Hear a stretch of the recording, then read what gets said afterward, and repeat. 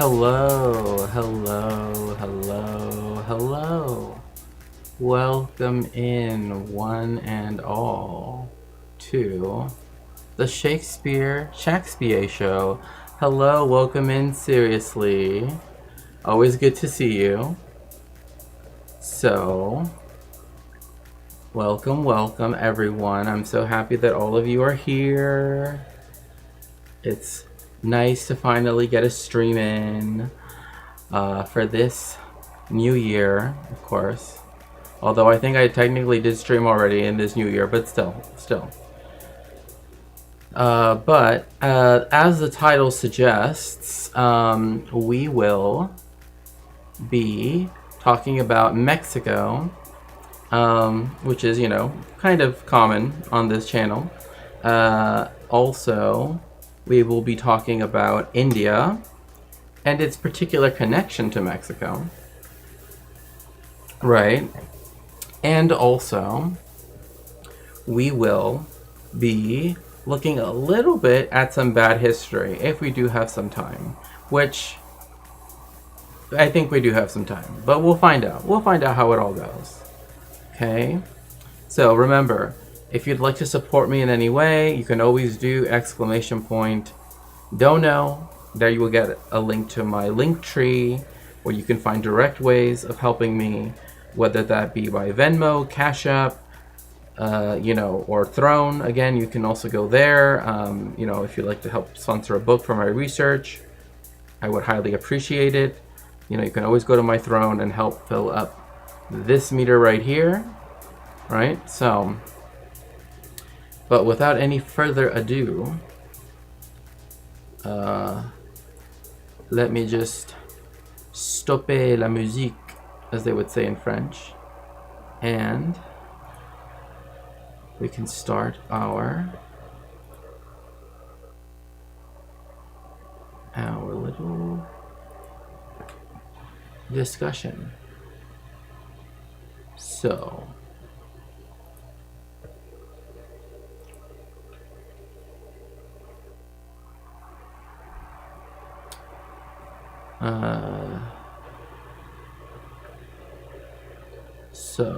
I want to go over the story of the legend of the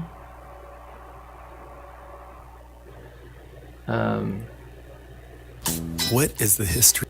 Okay, what I want to go over is, of course,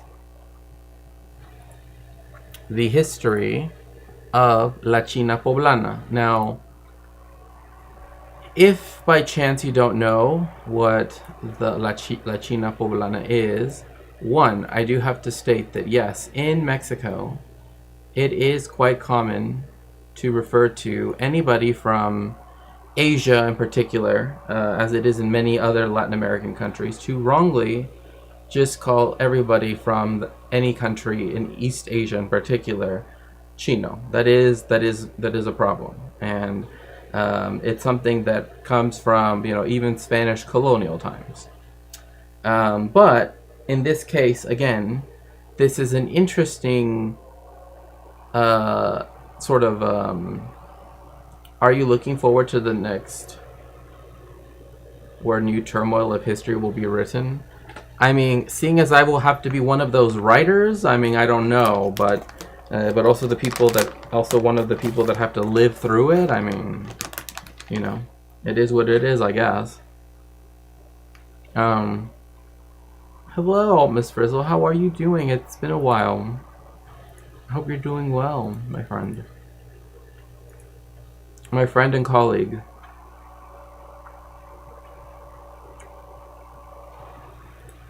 So, let's get into this. Oh, that's a little too fast. So, or actually, you know what? Before we get into it fully.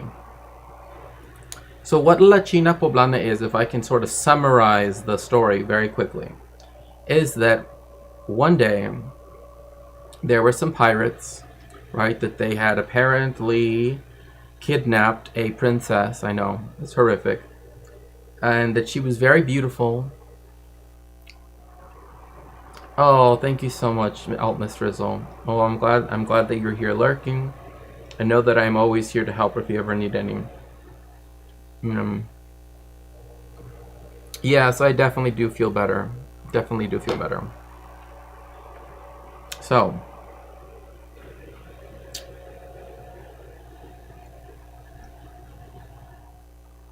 she was kidnapped.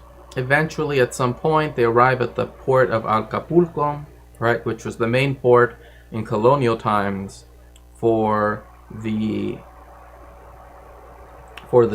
trade between New Spain, then Mexico, right, and Manila, and from Manila to China, etc., etc., right?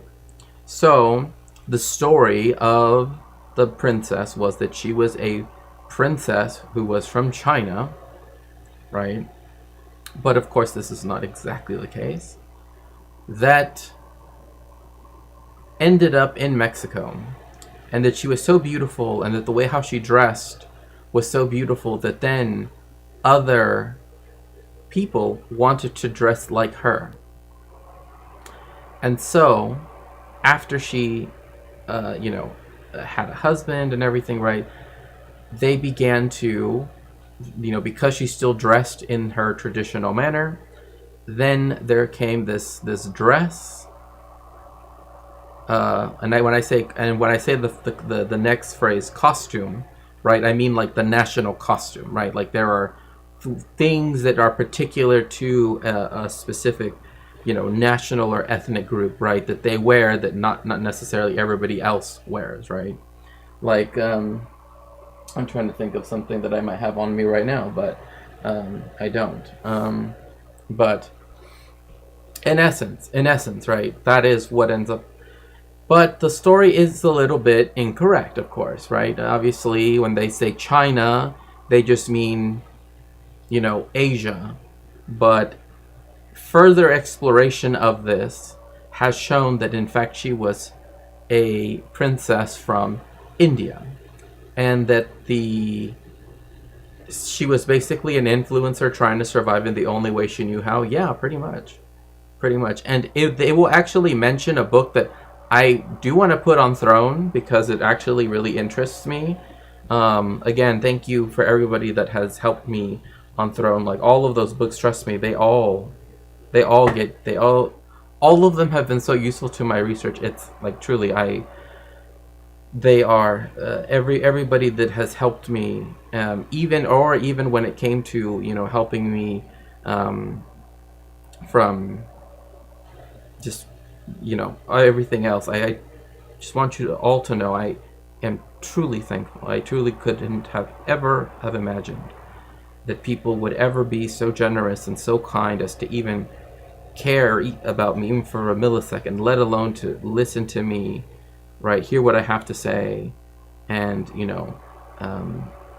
pitch in to try to help me and help my research. So I appreciate that. Yeah, so in effect, now Mexico has this dress, right, this costume. And when I say costume, I don't mean it in the Halloween way. I mean it it's part of our national dress now, right? That in essence originated.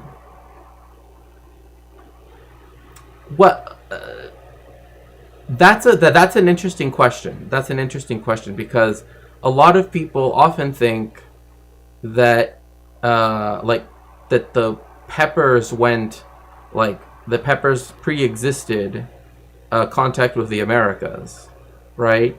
But a lot of them were actually post-contact with the Americas, right? So like after the Spanish had brought over chili pods and seeds and everything, right, to Southeast Asia, right? Like then you begin to, So it's interesting. Food is my passion. Clothes. Oh no, trust me, we are going to talk about food. But I mean, this is just important again because it gave us our national costume. And background of La China Poblana. For a more detailed explanation, I recommend reading the first chapter of the historian Tatiana Ceja's book, Asian Slaves in Colonial Mexico. And yes, you heard that right. There were, indeed, again, this is the reason why the history of slavery, right, of chattel slavery, etc., indentured servitude on top of that, right, because those are two different institutions, right, needs to be understood as a completely global phenomenon that was used in a white supremacist world against anybody that was not considered white. Right? That is, the race is at the heart of the slavery that was introduced in colonialism by European peoples. Right? Oh, of course, Orange Shoe, of course. Hello, hello. It's so nice to see you. Mordant Inky Cap. Although some might assume that La China Poblana's background was Chinese or Filipina, historical accounts trace her to mainland India. While remembered as an apocryphal Catholic saint, she was likely of Hindu or Muslim origin.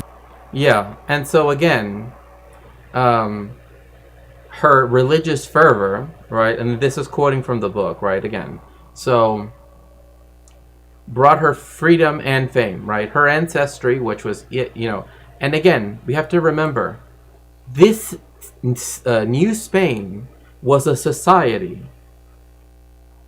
We're talking about, let me see. I don't know if he mentioned it, the exact date, but it is said to have come from Catarina de San Juan, also known as the China Poblana, who lived between, it was in the 17th century. This is why, like, I thought it was important to mention. 1600s, yeah, she lived from 1607. We were not exactly sure on the date about that, and 1688. So she lived a pretty long life, right? And so we have to remember, right, that this is a society that during her lifetime in New Spain, right, the Inquisition was at its absolute height, right? At its absolute height in terms of punishing, particularly, of course, the Jewish people. But, right, like that was by far its main concern. But again, the fact that she could have been Muslim or Hindu was something that was, could have and did in some ways pose a huge problem, right? Yeah, yes. 1649 is known as the Great Auto de Fe, although I don't know what was great about it. Definitely wasn't great for, my ancestors, right? But, so to speak, right? But, that is the 1649 is typically seen, and the years leading up to it, it's just hundreds, and you get up into thousands of people, right? Like, it's just, again, just absolutely ridiculous. But as I said, because the Spanish had imposed upon their colonies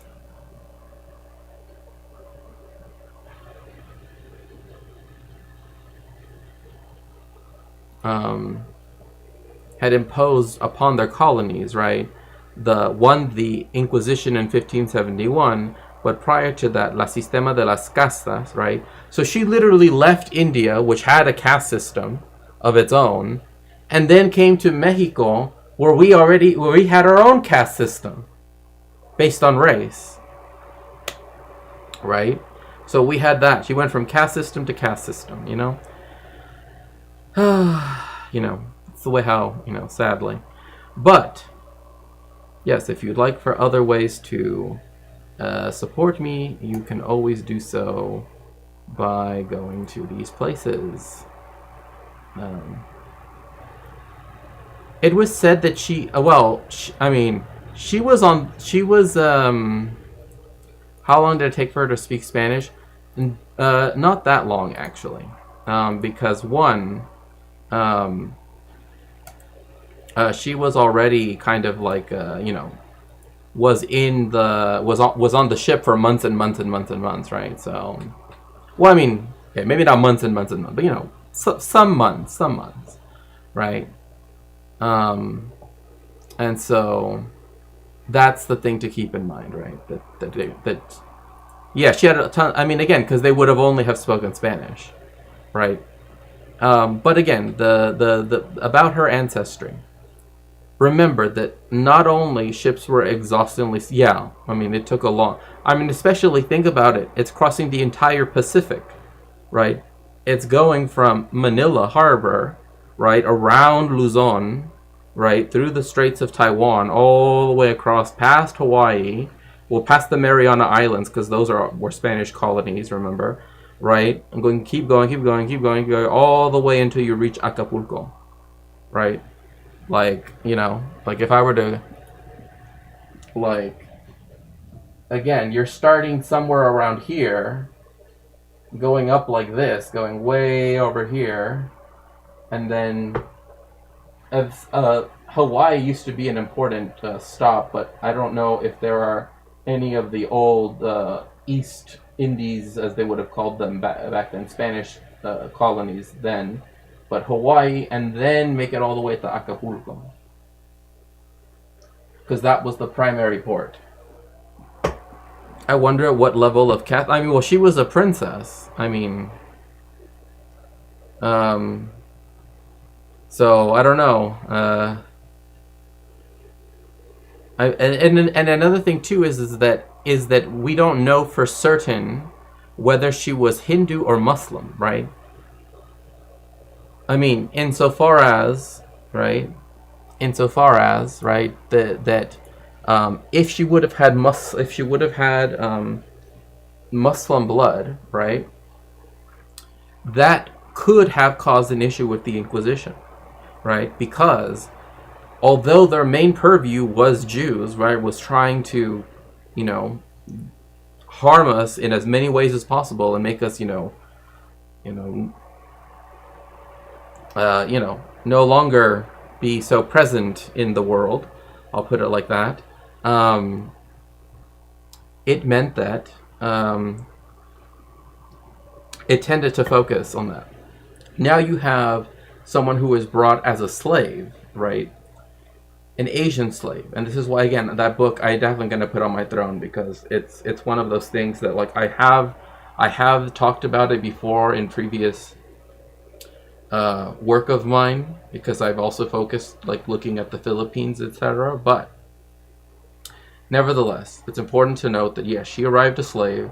She was a very religious person, and that actually won her a lot of sympathy from other people, right? Other people appreciated the fact that she was so devout that they were willing to, overlook some of the things about her, right? So, and the reason why I say overlook is because, again, she could have been tried by the Inquisition, but she wasn't, because, again, their primary aim was to go against Jewish people. So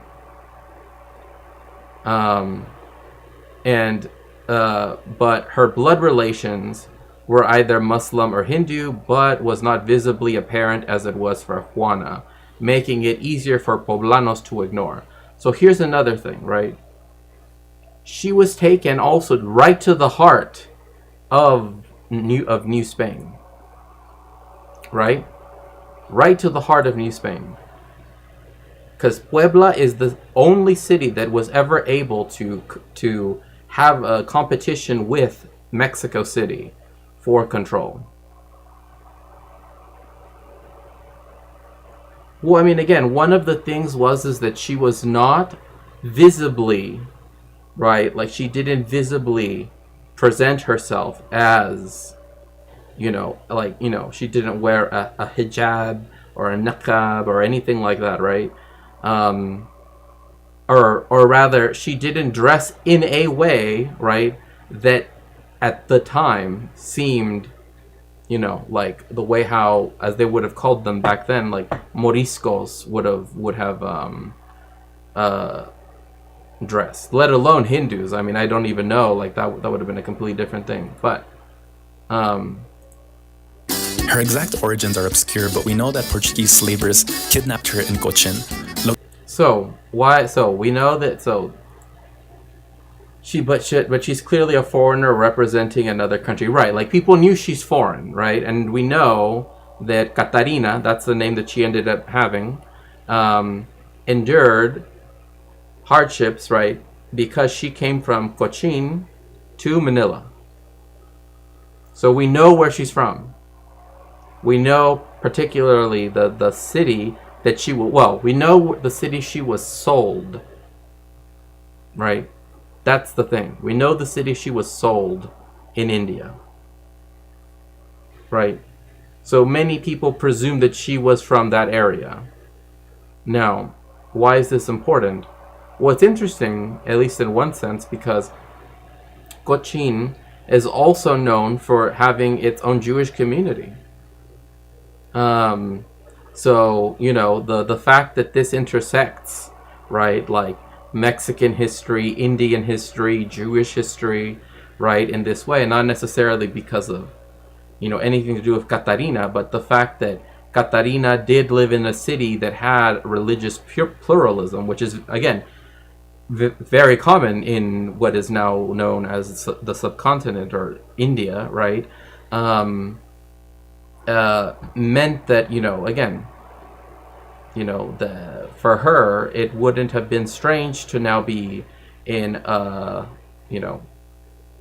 to be in a new land that also has a huge, gets a slice of leftover pizza from the fridge. Oh my gosh, now I want pizza. Wish I knew a way to help. So again, she would spend corners, quote, in a corner below deck, end quote. The relative respite from the beatings at sea. And again, I am quoting for historical accuracy. This is coming from a scholarly book, right? When it came to the Portuguese ship anchored at various points while the trading transpired on land. So they moved her from Kochi or Cochin, and then they put her on a boat off the coast. And and then the rest of the trading ports that belonged to the Portuguese, right, that were colonized by the Portuguese, right, they would just keep her in the ship in a corner below deck, right? That was where history goes well with pizza. That's true. So again, we have more or less a good guess that she would have come from this area, because the fact that she was taken from here and then taken to the slave market means that, again, and another thing too, this happened when she was 9 years old. So she was a child when this happened, right? Like, this is an adult, right? We're talking about a child.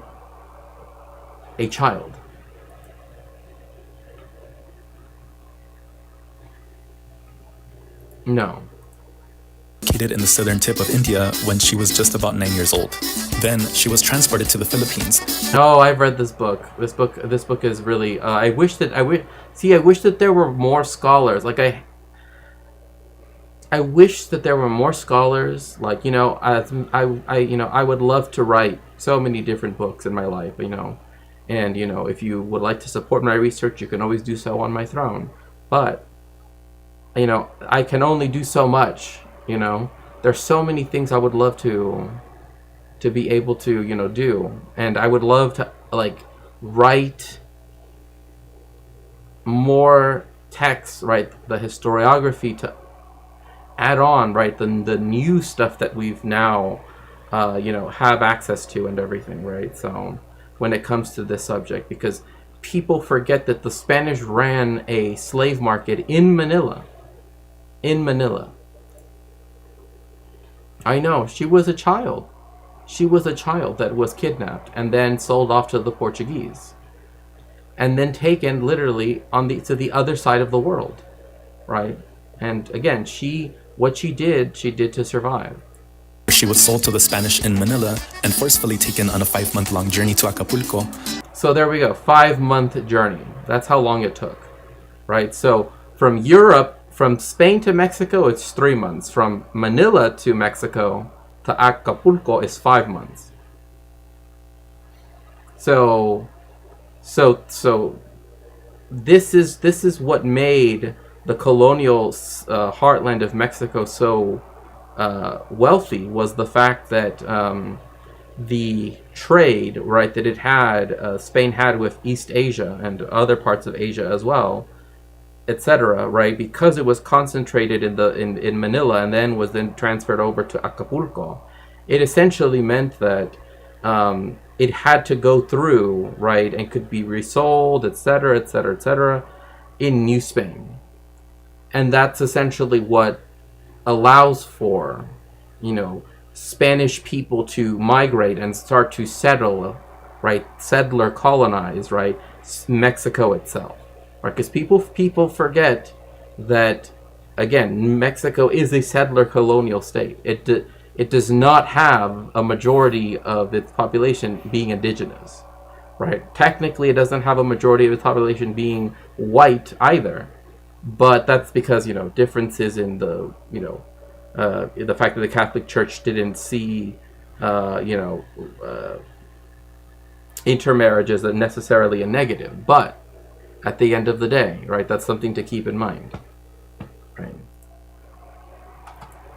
I wonder what they ate for breakfast. I don't know, probably some bagels or something, I don't know. Via the Manila Galleon. She was given the name Catarina. Like many Filipino slaves in New Spain, she was shipped to Acapulco but was eventually taken to Puebla, where she served the Portuguese captain Miguel de Sosa. It is said that La China Poblana was grateful for being kidnapped because she was able to convert to Christianity. Again, this is where I begin I already actually was suspecting issues with the historiography, right? Because yes, this is true that there are people that say that she was quote unquote grateful that what happened, and I'm just like, no, she wasn't. No, she wasn't. I'm sorry. There's no way that she was grateful for anything. The fact that she was alive, that's one thing. The fact that she was able to continue, but that has nothing to do with her being able to convert to Christianity. That's just ridiculous, right? Yeah, she was trying to survive. This is the reason why I find this story and the fact that it connects the history of colonization in India and the subcontinent in general, and also with Mexico, right? The fact that these two things are intersections that need to be explored, that need to be emphasized, because again, it was through these colonizing projects, right, that we that we know of Catarina, that Catarina became part of Mexican history, right? So according to Castillo, so this is according to one of the scholars, Catarina was thankful that she had been taken from her land of birth, where people were not yet baptized, but rather lived under, quote, the yoke of gentility. Which I don't understand, because that doesn't, like I know that she means it in the sense of Gentileness, quote unquote, but technically Christians are also Gentiles, but I don't know. Christ had, quote unquote, straightened her path. This sounds very apocryphal to me. That's just me.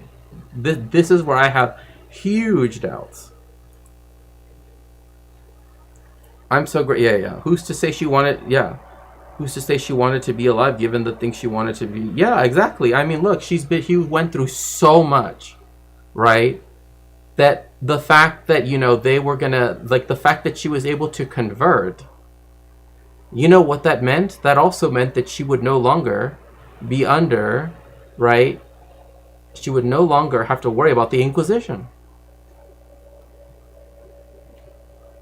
Right? He's a scholar. Wouldn't the scholars be under the control of the state writing the correct history? No, but I mean, this is his contention, right? Because he's looking at the stories of what happened in. Once Caterina gets to Puebla and is baptized and is, whatever, all the other stuff that, Christians do, right?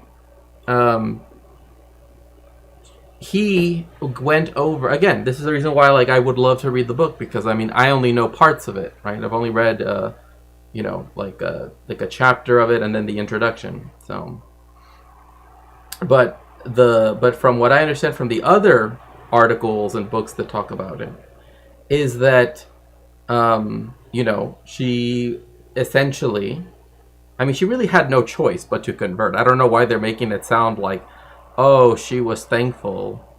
There's a lot of layers here. video history author Castillo Catarina. Right. I mean, again, this person, the person in the video is reading a secondary source.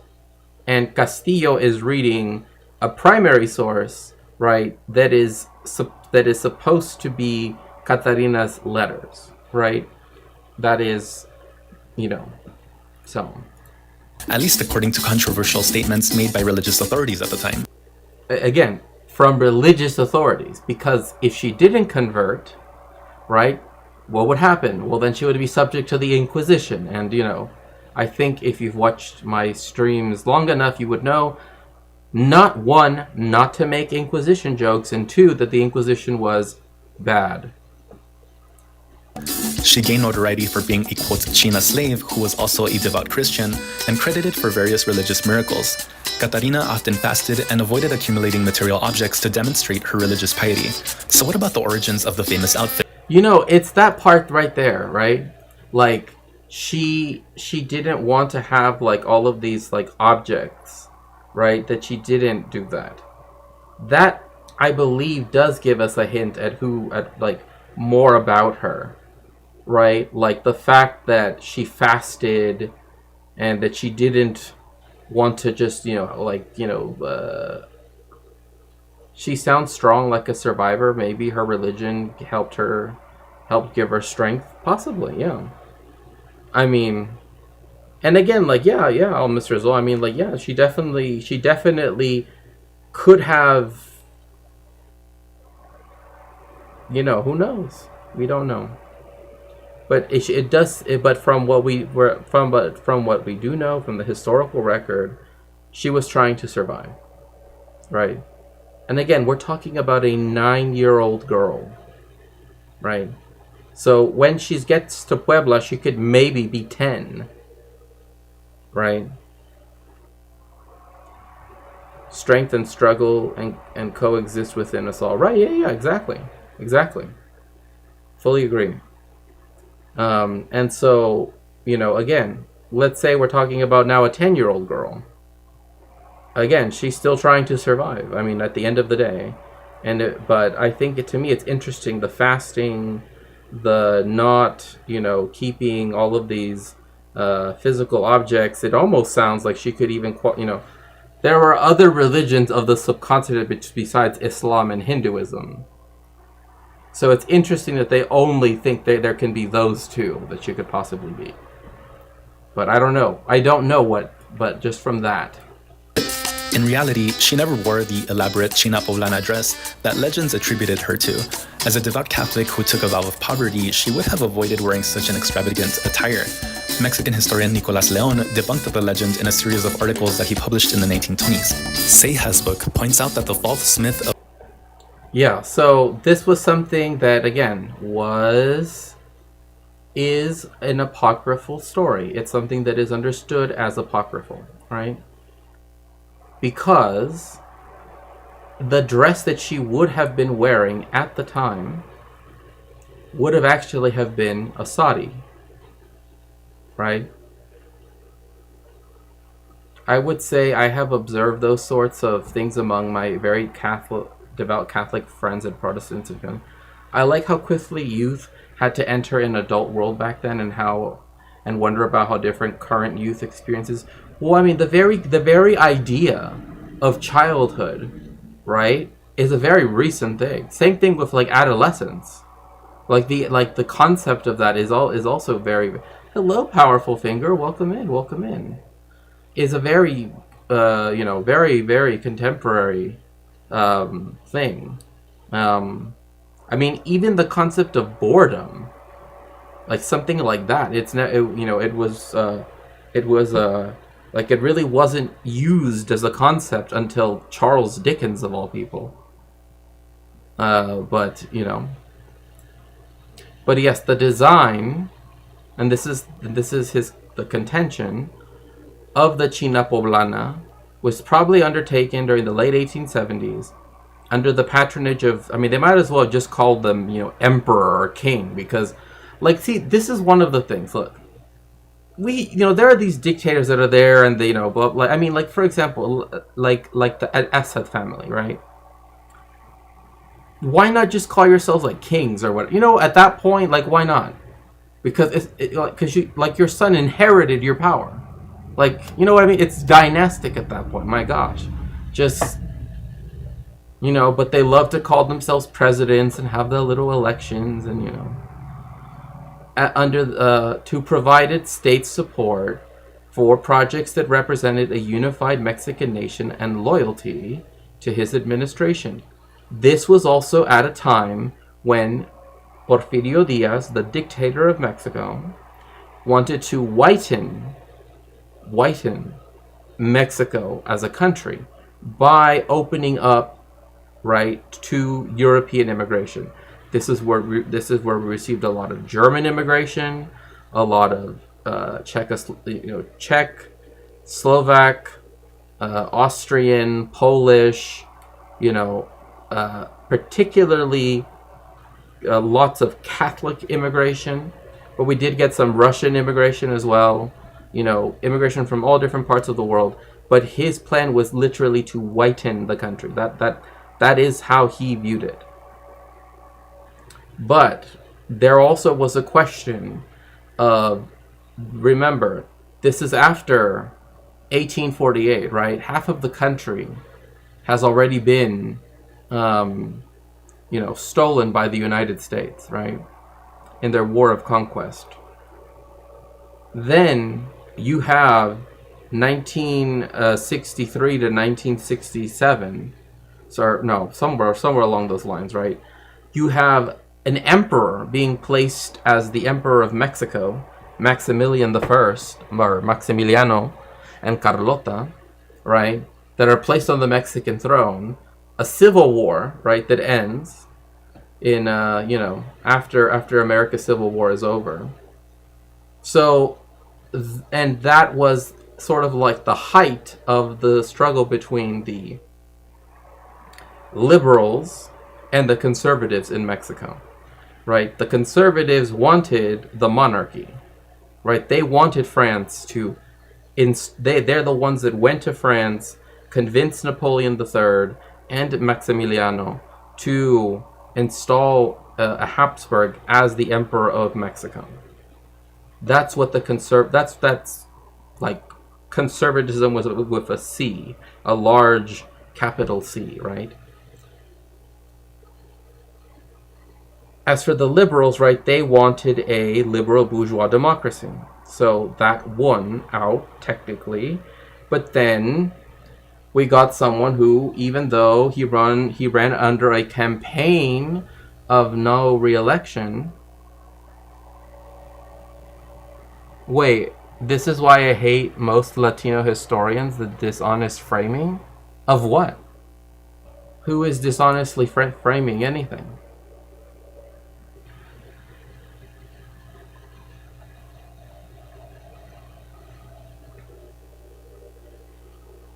Europe was great when the Habsburgs were on here.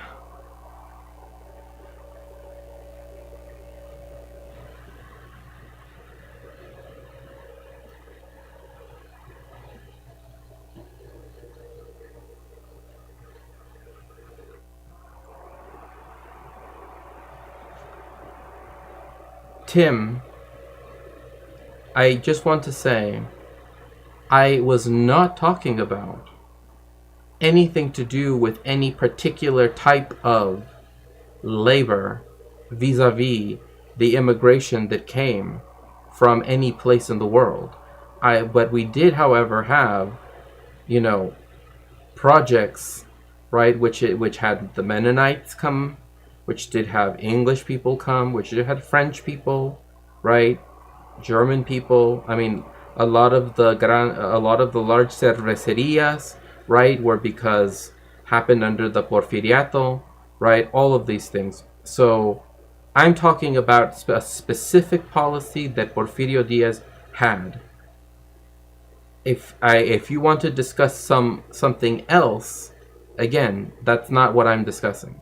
So technically, I would say respectfully that I understand what you are attempting to say, but I really don't think that this is the time nor the place for us to talk about immigration to Mexico from every single place in the world when I am only mentioning one specific policy of immigration vis-a-vis Europe by Porfirio Diaz, right?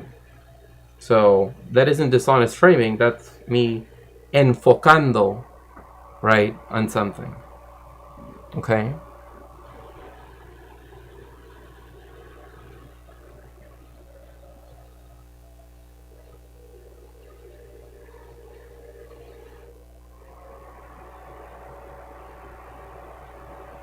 Hello, Philip.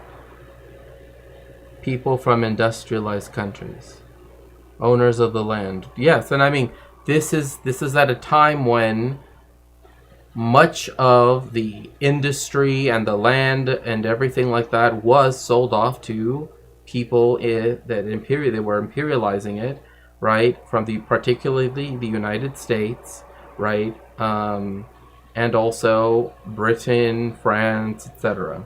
Right? Like most of the railways were owned by one country. I mean, it's the same thing in Argentina, right? Like most of the railways were British. That's the reason why the names that they use for the stations, right? They have British surnames on them, like Banfield. You infer it from framing whitening. No reason for it. No other group was fit for the task.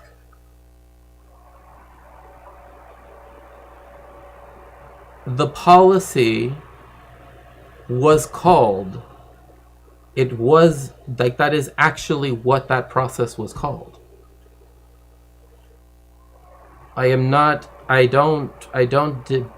here to debate any, particular thing. I don't really debate, but again, I understand that you might want to talk about this in an expanded sense, right? Of why, but again, I don't think that we're talking about the same thing, because I'm talking about something cultural and you're talking about something that's based on an idea of particular labor forces existing somewhere, right? That doesn't matter here. Because if there is a preference of one, if I'm just focusing on the fact that there was a preference, right, particularly of Catholic countries in Europe to emigrate, for their people to immigrate to Mexico, that doesn't go against my claim. That is what Porfirio Diaz did. Otherwise, why do we have La Cervecería Bohemia? So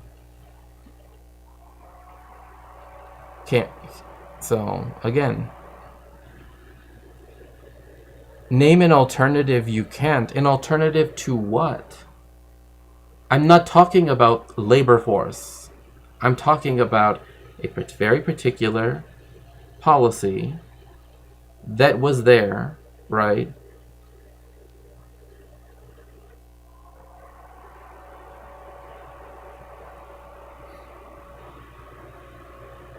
If you want to say that there was an alternative to whatever, right? It depends on the idea that labor can only be described in terms of skilled and unskilled, and those are categories that are not static, right? They are not definite categories, right? So anyway,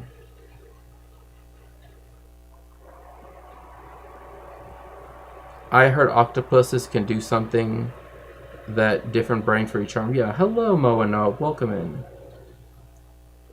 But again, if you want to argue right, about this policy, I would refer to you to go to the Archivo General de la Nación in Mexico City and read the actual, the actual debate in the Cámara de Diputados and el Senado that they had in el Palacio de San Lázaro, etc., about this topic, because that, again, this is a whole different story that you're talking about here.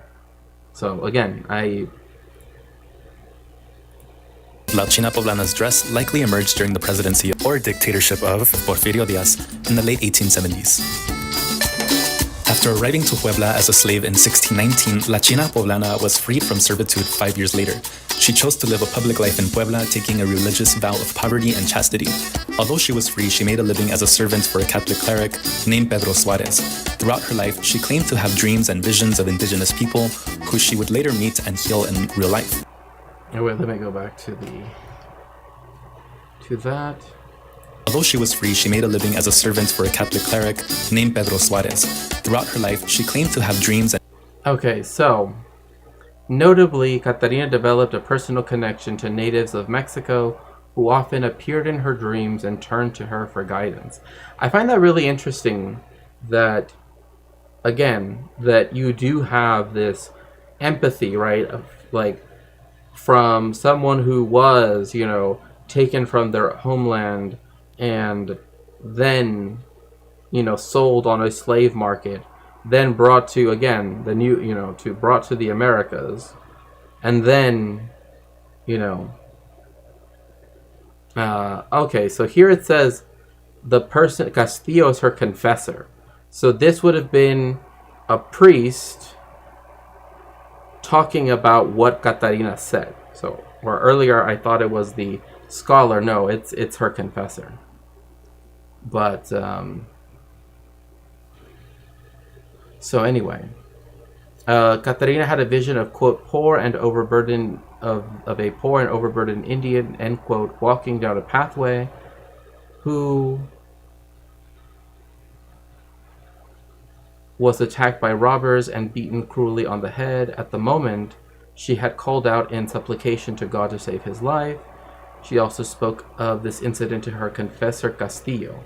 So yeah, so this would have been the priest she would have been closest with. Because back then, people did confession quite often. Depending, but if she's as pious as she is known to have been historically. Who a couple of days found himself in the hospital of St. Peter, where he met a same Indian recovering from his wounds. Catarina's prayers, in other words, had been answered, illustrating her powers as an intercessor. The story, moreover, shows Catarina having a deep empathy with indigenous people, who, though free, were often treated no better than slaves, right?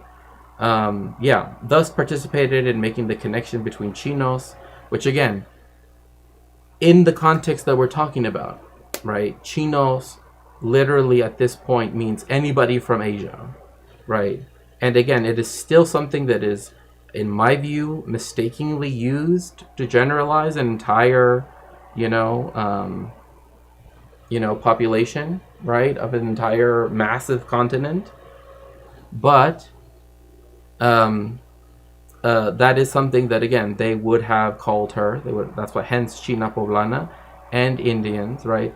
And again, the fact that she had solidarity not with the oppressor, but with the oppressed, right? I think to me that's what's very impactful about the story of Catarina, right? Is that Catarina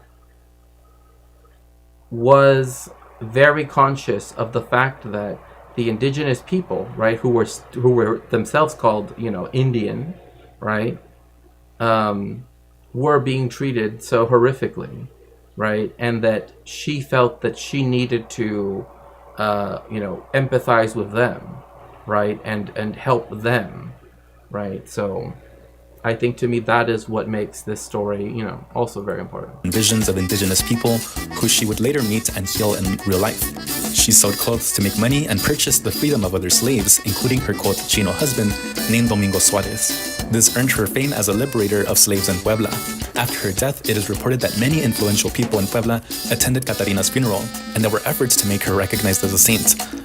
Oh yeah. I have been to Las Semitas, and yeah, like what is most important is that La China Poblana dress, right, which is attributed to her, Catarina, is that again that the belief was, right, that because she was brought over from India, that explains why, it's made in that particular way, right? Because the view was that, well, the reason why there are certain stylistic features of the dress, and don't worry, I'll show you the dress in a minute, although you've sort of seen variations of it, was, again, it would have been a sari, right? So, although never formally recognized as such by the Catholic Church, her legend continued to live on in Puebla for generations. Okay, so now let's look at the actual dress itself.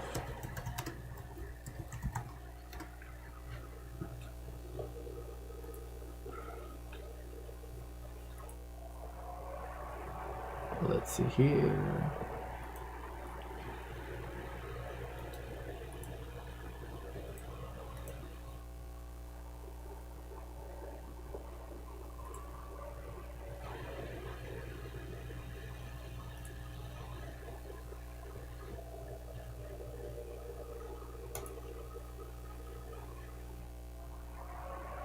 Okay. So it was like Sarmiento. He wanted people from heavy industry countries. He didn't actually get the amount of immigration Mexico received was always minimal, right? Mexico has typically immigrants in Mexico, besides during the colonial period, right, have historically only made up around 1% of the population generally, right, which is a very small, as opposed to like the United States or Argentina or Brazil, right? However, the integration of other cultures into the Mexican national culture is something that, again, because of that, does happen, very, very quickly as well. So here we are. So it says that this dress right here, right, is, dates from the 17th century. And it is based in a story of a princess from India, right, that arrived in Mexico after being, kidnapped by pirates, again, as per the legend, right? So the history of Mira is, I believe that's what they think her original name was, but I'm not sure. Is that during the viceroyalty, right? So she was born in India, and we don't know exactly when, and she died in 1688 in Puebla, Mexico. During the viceroyalty, the young woman, whom it is said the Princess of Mogol, was kidnapped by English pirates. Okay, so this is English pirates. In the thing that was talking about the book, it said it was Portuguese pirates, based on a story. Yeah, Mexico has, there is a whole series in Mexican television that talks about immigration to Mexico. Mexico has had, like, for example, in terms of like Lebanese immigration, Mexico by far received the greatest share of Lebanese immigrants in the entire world. Like, it's just, particularly Lebanese Christians, like something like 90% of all Lebanese Mexicans are Christians. So But so she was then sold to. I like how this like businessman, right, who took her to the state of Puebla in Mexico. She was sold as a slave and baptized as Catarina de San Juan under the Christian religion. How it became popular, even though, regardless of her Indian origin, she was identified as Chinese or China, right? Well, I mean, I should say that like China, like usually that is a way to say all of Asia, like anybody from Asia. So her sort of like exotic, um, like her exotic way of being, right? Which included, like the stitching, right? Particularly in what they would have done, like the what's it called? Bordando. Now I can only remember the Spanish word. Bordando. Like the needle point, right? Like when you do that, right? And also lentejuelas, or the gosh, I'm forgetting all of these names in English. These what are they called? Also brought attention to her. So this is right. So this is supposed to be this is the depiction we have from a historical text that does actually show the person who we only know of as Catarina de San Juan. Okay, but so the hair, right? It involves the hair as well. You have two, like two tails, right? In with these, right, that are braided with, like two braids, right? That have the bow, right? Either integrated with it or on it in some way.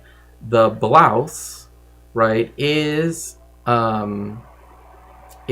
made in this particular way. As you can see, it's very open, much more airy and roomy, and it's very short in terms of its the length of its of how long the Cathy of St. James, yeah, Catherine of St. Well, technically it's St. John, but yeah. And it was also what is it called? It was also like needle, like it was like like when you work a textile, right? It's done so with silk, which also adds another aspect of exoticism to it, right? The rebozo, right? It can be of silk or of anything else. It can typically be blue or white, strings as well, or I should say, what should I be saying here? Would it be yarn or would it be, well, las faldas, right? So the actual skirts themselves, right? So the top one, right, is usually the color green, right? And the ones that are underneath them, the smaller, the ones that are interior, right, are typically white. But as you can see here, it's at the top, it's green, but then it turns right into where you have the gosh, why do I keep forgetting what these things are named? What are these things named? I keep forgetting what they're named. I only know them by lentejuelas now. But the ones that you have to sew in by hand and they're shiny. What are they called?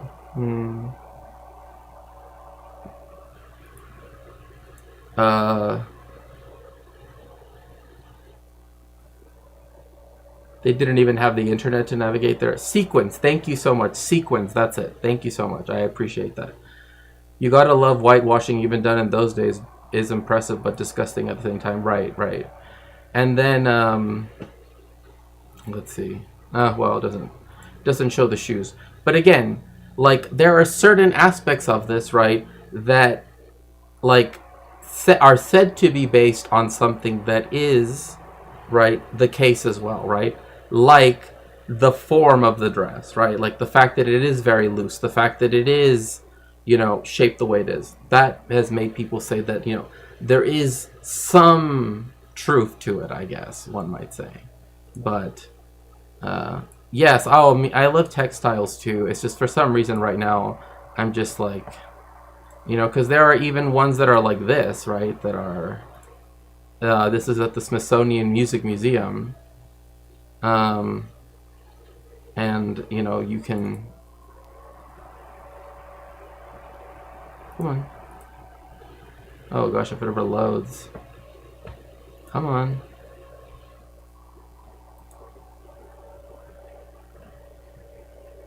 It's not working, but I mean, still, you can see that it's very beautiful, right? With all of the needlework, right?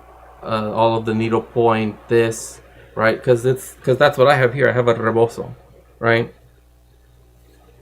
And so this is a particular thing that people wear, that women and other people, right?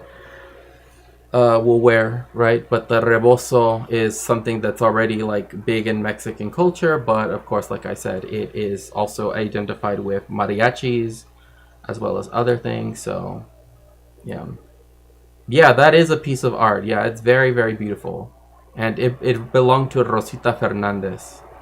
If only the picture would show, that way you could see it, actually in all its glory, but it's not behaving that way. Okay, so I mean again, just to sort of like this here that I got in Mexico, right? I find it very beautiful anyway, personally speaking. I know some people might not like it, but I think it's very beautiful, because even this here, right, it's like this,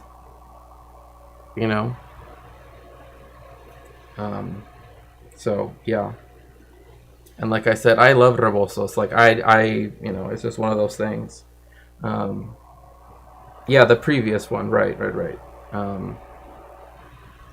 So now that we finished that, but I mean, there are also some other ones too, like, and again, the fact that some people say that it for certain was used as a vehicle to, was used as a vehicle to actually, promote Mexican nationalism and unity. I mean, again, again, considering everything that was going on in the before the 1870s, embroidery. Yes, thank you so much. Oh gosh, and it's weird because I do embroidery, but I just, for some reason, I just could only think of it in Spanish. So yeah, so the embroidered shirts and the embroidered with the sequins and everything, I mean, they're beautiful. Right? And the fact that there is this story, right, that goes back to Catarina de San Juan, right, that does try to tie it to that, I think, to me, does speak to the fact that, that she did have a lot of solidarity with the indigenous people. And so there is the fact that, they did use, right, that myth, or that legend, I should say, in this case, because, so myths are for things referring to the gods, right, divine beings. Legends are about people, right? So if it talks about only human beings, right, it's a legend. If it's talking about divine beings, it's myth. So the fact that the legend of, oh, thank you so much. It looks a lot like ponchos here, but yeah. No, when I saw this, it was yeah. But regardless, embroidery, weaving complex patterns, and lacework are some of the great handiwork, among other things I really feel we are losing.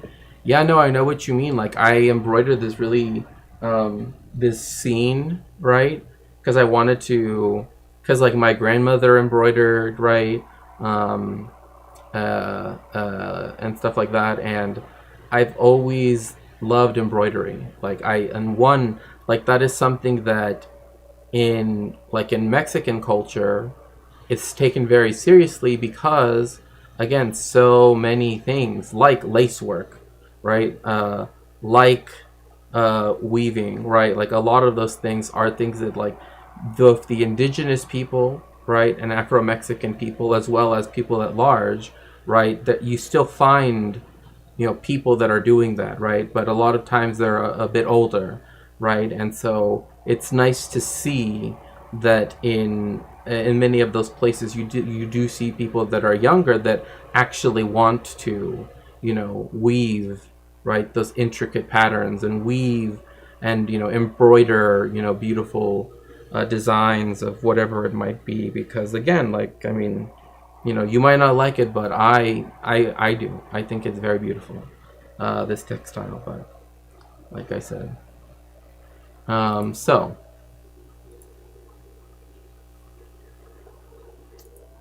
uh, so I've never watched this channel, okay, ever. So I'm going to really just be like, thank you. So I am really just going to be like, this is it, right? Like, this is all I know, right? So we're gonna go over this video here of someone from India that goes to Mexico and tries someone in India who lives in Mexico who is trying, Mexican food, right? So ¿Esta no es carnicería? Ajá. उस तरफ meat section है तो मेरे को लेकर नहीं जा रहा है No estaba llorando. ¿Sí? Que mi mamá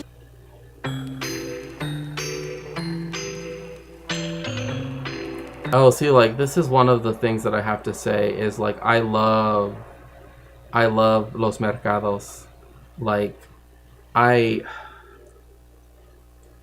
mean, just the things you can get. In fact, it's funny. Actually, I'm going to sew larger handles on this, but like this, right? Like, I guess I'm technically gonna out myself right here in a weird way, but like, this is a beautiful rice bag, right? That and I love to, and again, the Afghanistan is a place that means a lot to me, and yeah, I love this bag, and so I wanted to, get. I'm going to sew on some bigger handles so that way I can use it for other things, because I think it's a really nice bag, and it's nice that it has Afghanistan right on it, and yeah, and that's the rice that I use when I cook a lot of my rice dishes, because I like I like the rice. The rice is nice.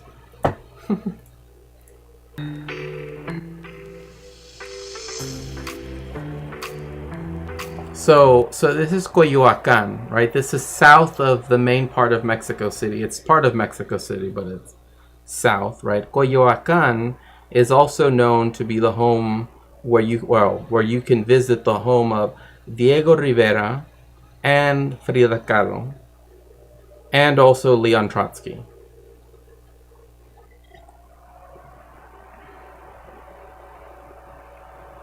Right? So, very, very interesting size. Hello, Punk Rose. Welcome in, welcome in. Oh my goodness, I definitely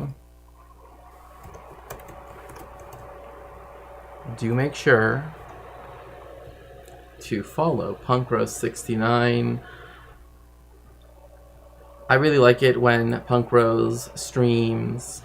It's always fun to see, gaming, but also listen to all of the music, which a lot of the time is me being the DJ, and I probably should just not be the DJ, but don't hand me the aux cord, but you know what I mean.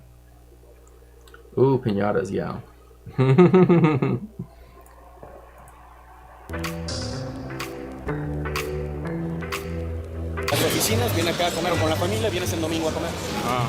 Yeah, so what he's saying is that, and it's true, that on Sundays, people will go to the market to go eat. And again, this is a huge market in Coyoacan. And so each borough, that's actually how they translate. Oh my goodness gracious. Oh, thank you so very much. Punk Rose, thank you so much for the subscription. 8 months, my goodness. Yay, the bats. Piñata wand. It's interesting because there once was a time when my rabbi back in Mexico City wanted to do a piñata thing for Hanukkah. Actually, didn't go very well, but we tried it, and at least I can say we tried it. That's Oh, also, I'm also wearing my Kuromi shirt today. I just remembered Kuromi, because I'm Kuromi's there and Kuromi is right there. So but anyway.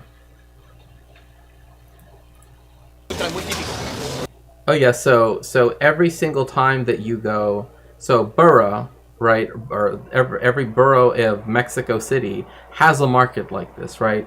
Tons of vendors that bring you fresh food that is grown just outside of, some of it's even grown inside of, within the Mexico City Valley. But yeah, all of this stuff is from local producers that's being brought right to you. And of course, this is where the, people, if you're not used to it, but this is typically where you have to haggle a little bit, but I will say that, you can find things here that, like fruit or and this is just the food section, right? That you might not necessarily just find at a supermarket, right? Because there are supermarkets in Mexico. Mexico literally has Walmart of all things and Costco. But in my hometown of Tijuana, we only have one. And it's really hard to get to for some reason. So it's it kind of feels like a video game where you have to go through various challenges, puzzles and everything, just to get to Costco. And then you have to go through the hell that is Costco, But you see here, right? These are limes, cucumbers, tomatoes. These are avocados, right? Lettuce, cabbage, blah, blah, all the good stuff. All the good stuff.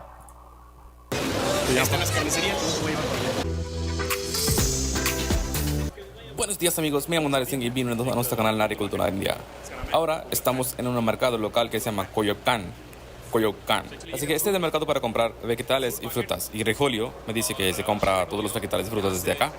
Qué bien, qué lindo se ve, todo lindo acá. Todas las artesanías que pueden ver es para Día de Muertos. Sí, mexicanos celebran un festival que es muy famoso en todo el mundo, que se llama Días de Muertos. Como nosotros en India tenemos Shraddh, ellos tienen Días de Muertos.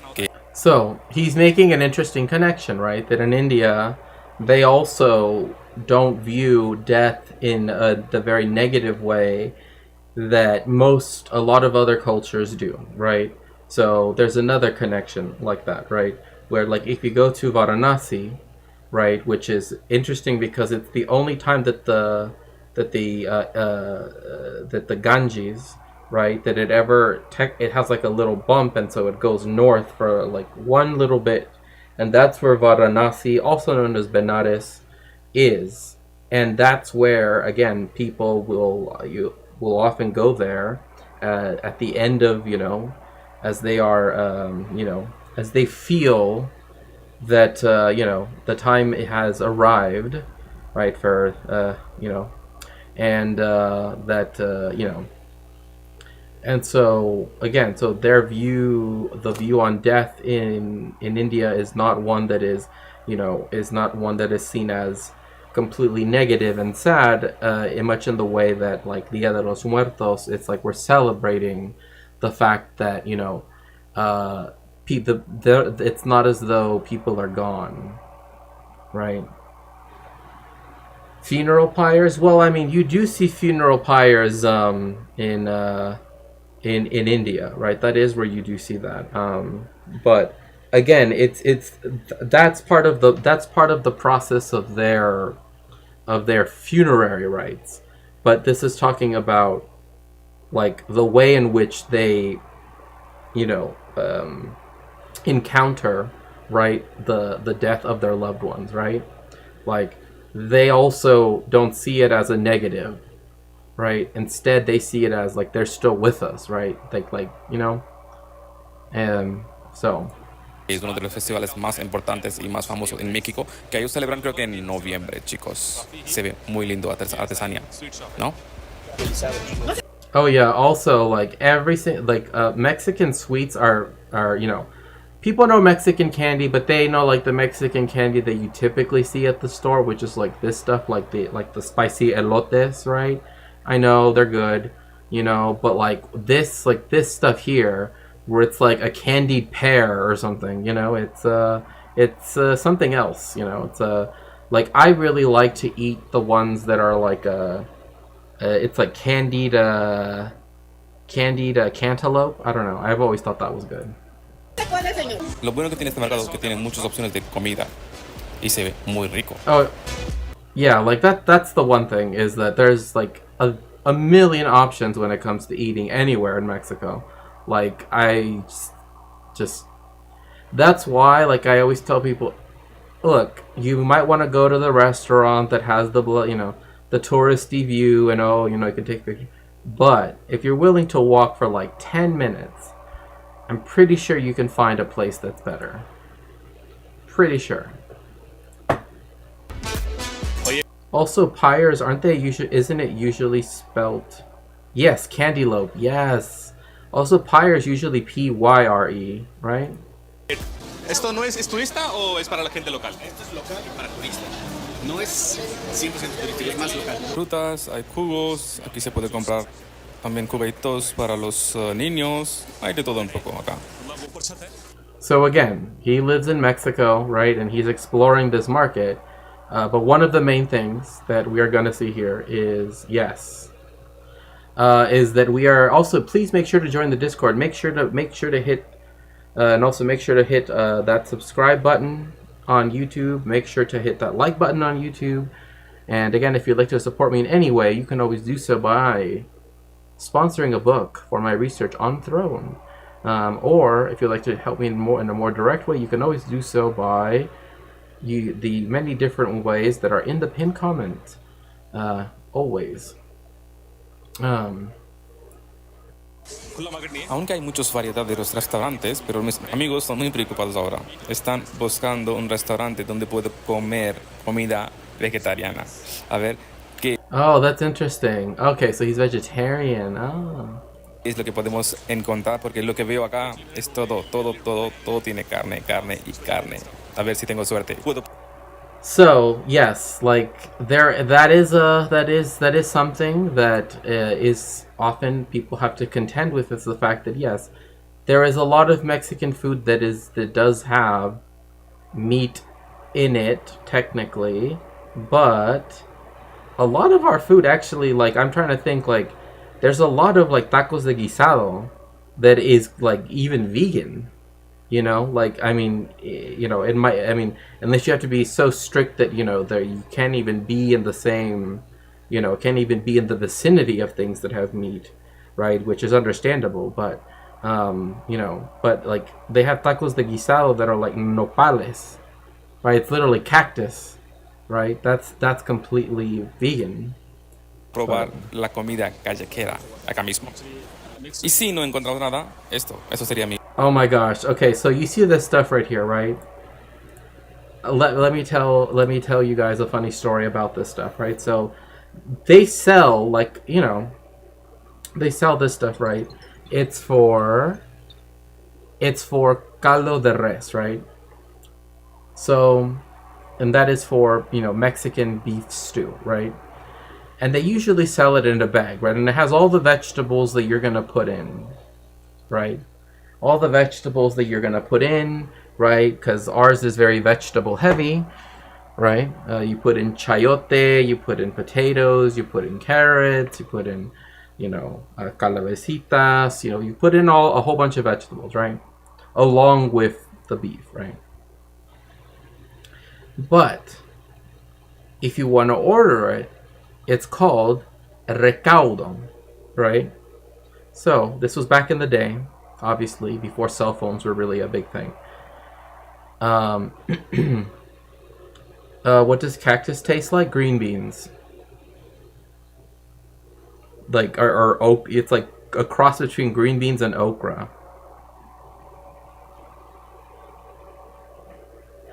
And only slightly, I would say, like okra, but mostly like green beans.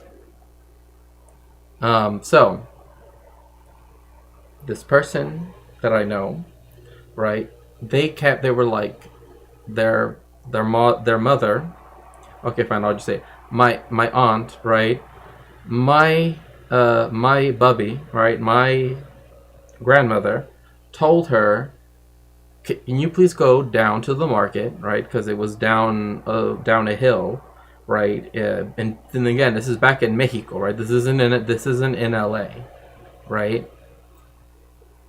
And can you please go get some recaudo, right? Can you get, order some recaudo so that I can make caldo de res?"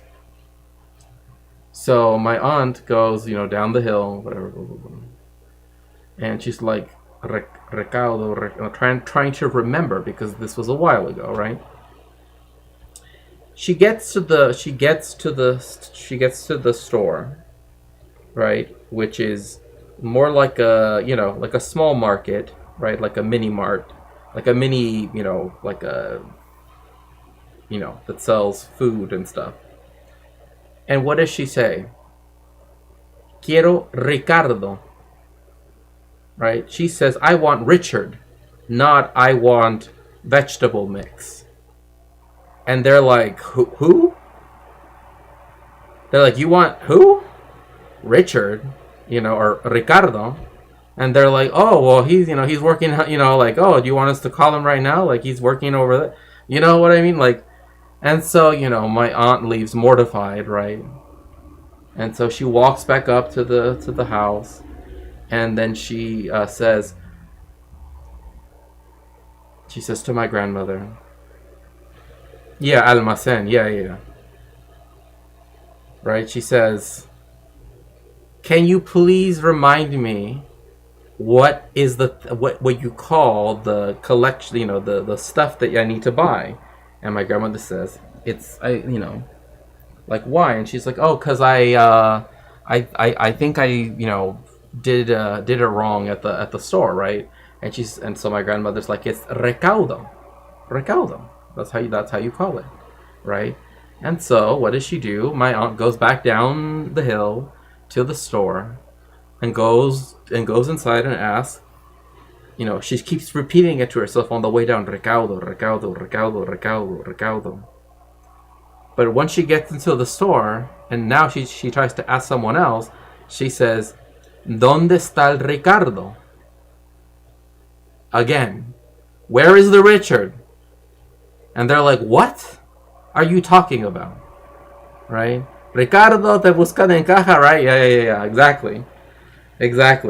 So they're here thinking that, like she's dating this guy or whatever, right? Because he was like, around her age.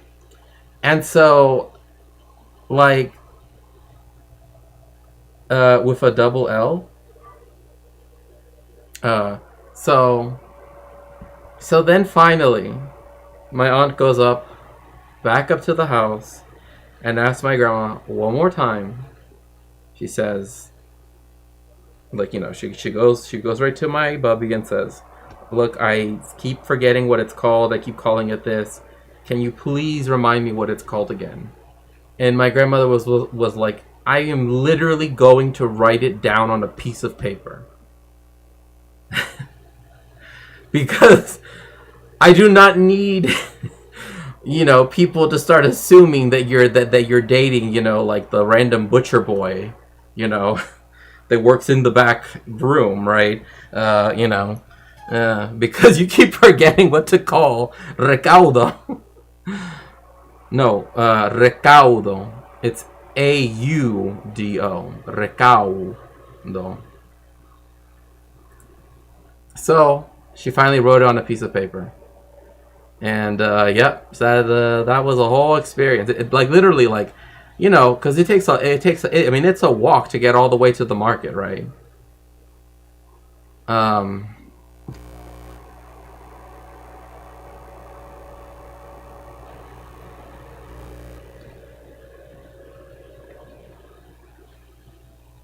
But the point being that that's what I mean. Like essentially, she wanted to get this, right, like a veggie mix, right? Yeah, the double L. Yeah, in fact, before double L used to be considered its own letter, which I know kind of like for English speakers, that kind of doesn't make sense. But it's like how like GN in Italian and French could also be considered a letter, quote unquote, right? That's a beautiful story. Thank you for sharing. Yeah, of course. No, I'll just never forget it because like all of this, because I kept, you know, was Richard single? I mean, I would think so.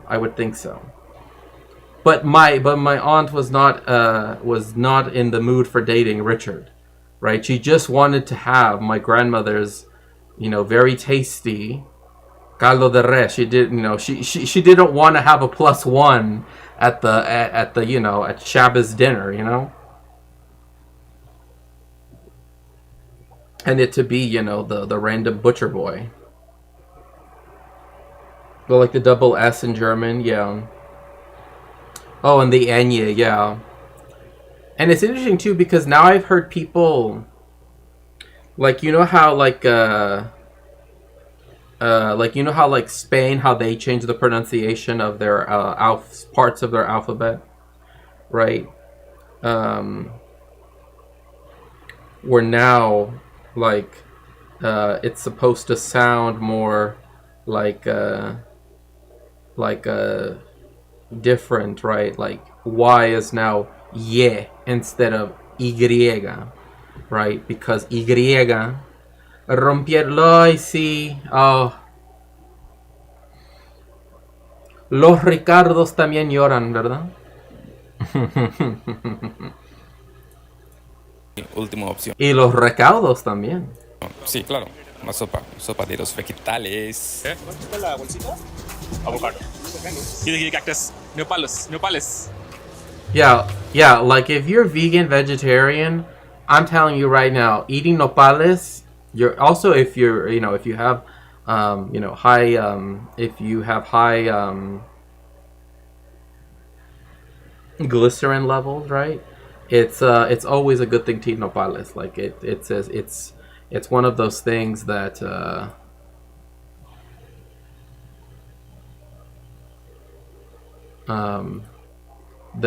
know, really helps, right? So gaming is weird. It is.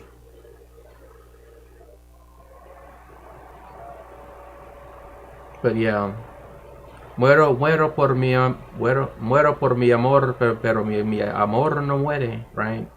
So now, remember to join the Discord because on Fridays we have community night where we watch a movie and then afterwards we have it open where you can play video games. Like we have someone that plays Tekken, we have someone that plays Marvel versus something or something Marvel something.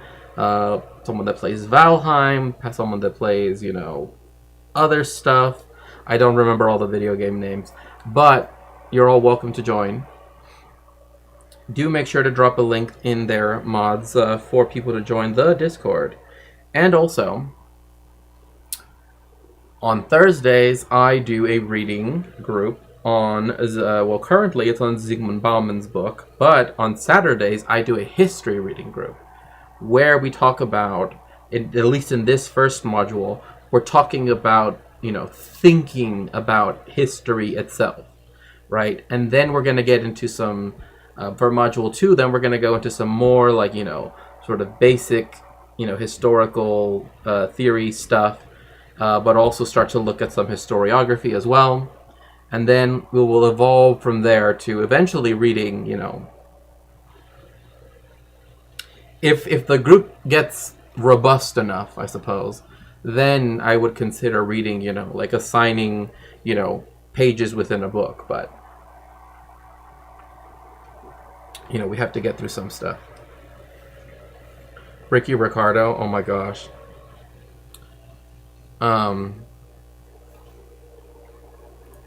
Nopales, ¿no? Para comer. Cactus for... Esto es nopal. Oh, wait. Discord. Oh, welcome in, Cat Pig. It's so nice to see you.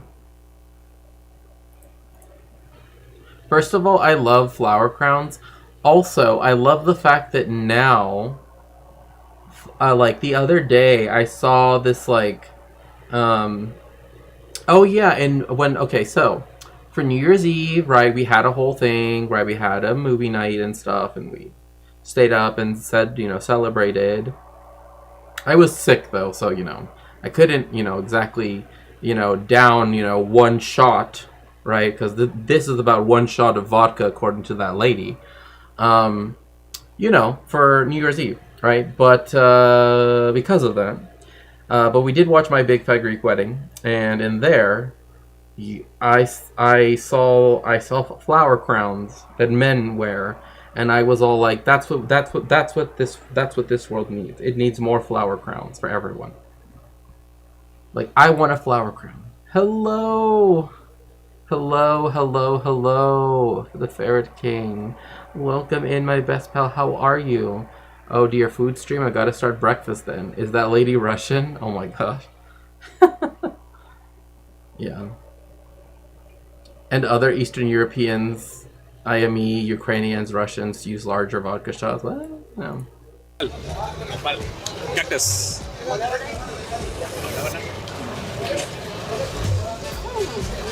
Champiñón. Champiñón. Champiñón. Oh, that's okay. So he doesn't like it.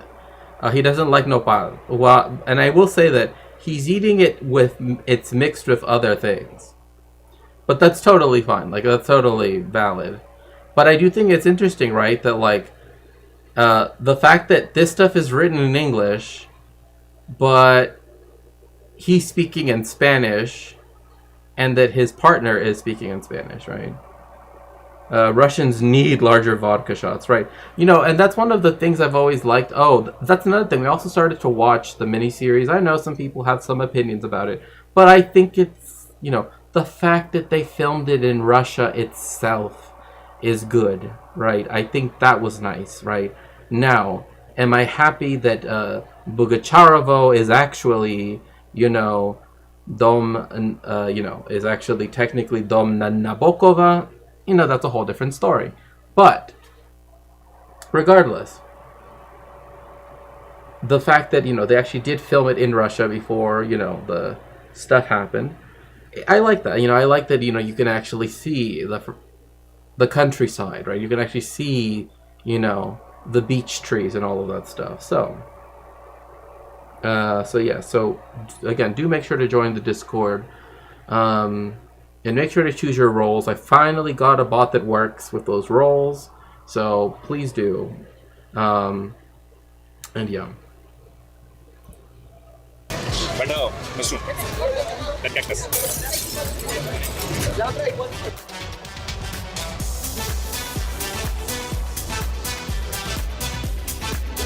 watermelon juice. Bueno, se ve muy rico y este plato se llama tostadas Coyoacán. Este tiene por dentro creo que chile, tiene también avocado, aguacate, tiene queso. What is I like this instant translation. It's giving such weird. Also has something expensive. What? That's not what he said. But okay, fine, whatever.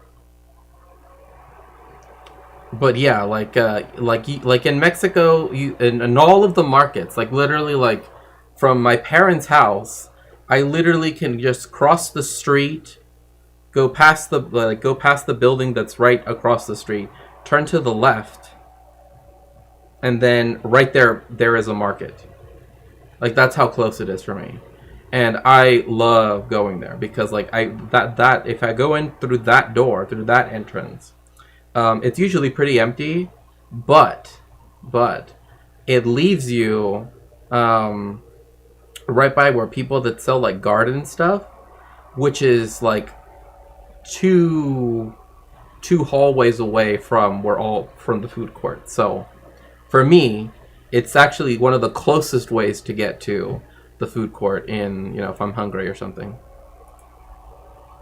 Yeah, for sure. Let's see. It's called stogram, meaning 100 grams, possibly. Scribbles and I have to move. Landlord put us month to month. Oh my goodness, I'm so sorry to hear about that. That's...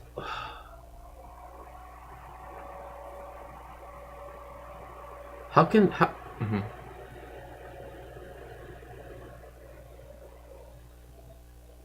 Honestly, in my mind, I'm just like, how can they even do that? But I just...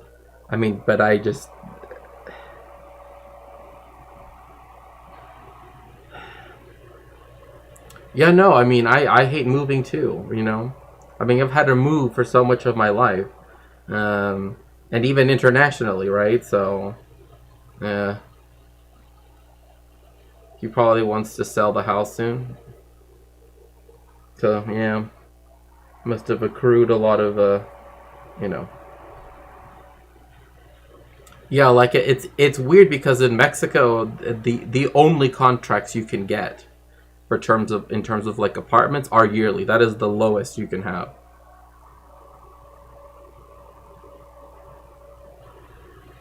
Oh my goodness gracious. Honestly, if I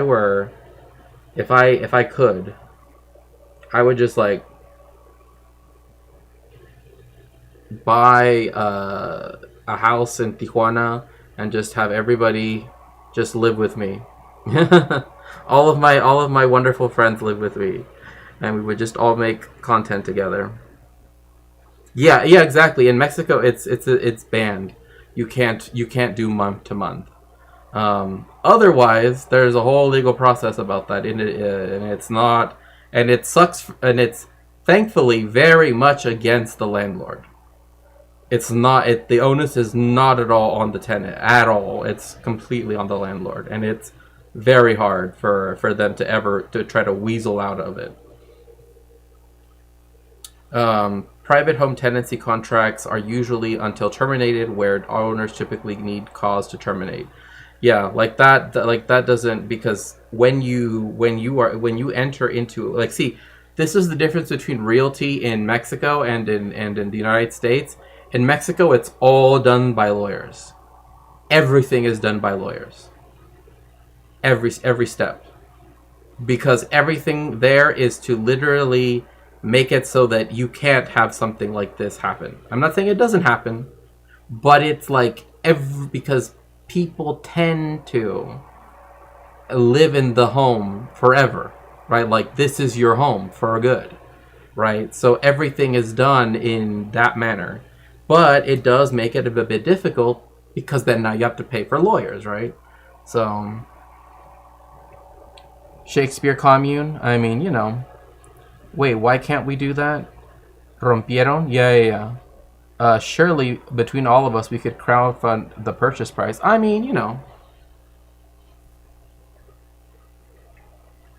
Yeah, exactly. Yeah, it's the same thing in Mexican law. In fact, I'm not even joking.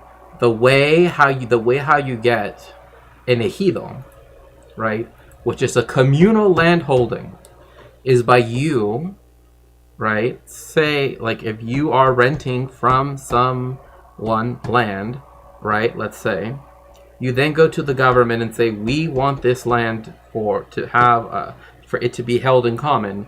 Then the government will expropriate the land and then give it to the people that want it to be held in common. So it's just a very different system. But again, that's because, we just have the concept of communally owned land is a whole different story. How do regular people afford lawyers? Well, a lot of the time, the price, what is called, whatever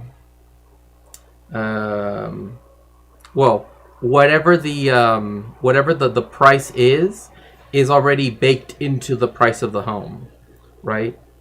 Los honorarios, as they're often called, right? That is already baked into the price. So you don't actually have to... We don't? Not really, at least? What do you mean? This is my flat, my home. The owners are just dead holders? What do you mean, Raven? Yeah, the longest leases here are 6 months and none will renew. That doesn't even make sense. Don't afford lawyers. Well, again, when I say lawyers, I'm saying that, like, a realty group, right? They have their own lawyers that do the stuff, right? So it's not about, oh, I need to get lawyers, right? Because, of course, lawyers are expensive everywhere. Yeah, there's some people that do pro bono. Yeah. Yes. What I'm talking about is not the way how in America how lawyers work at all, because the process when it comes to buying a house in Mexico is very different, right? It's not, I have an app that can open, the door for me to look at the house. It's not like that. It's that there are certain things that have to be done, right, to formalize, right, the contract with the financial institution, right? Also, something different from the United States is that we have Infonavit. So if you've been working in Mexico, if you're a worker, you can get credits, right, that you've built up over time, right, to have them apply to the house that you want to buy, right? So that takes off a certain amount of the amount you have to pay. America does not have a system like that. Like, there is no Infonavit, where you have these credits that you've accrued over time to use to buy a house, right? Again, because the view of a home in the United States is not that it's supposed to be permanent, right? Also, yes, hello, Scribbles. It's so nice, too.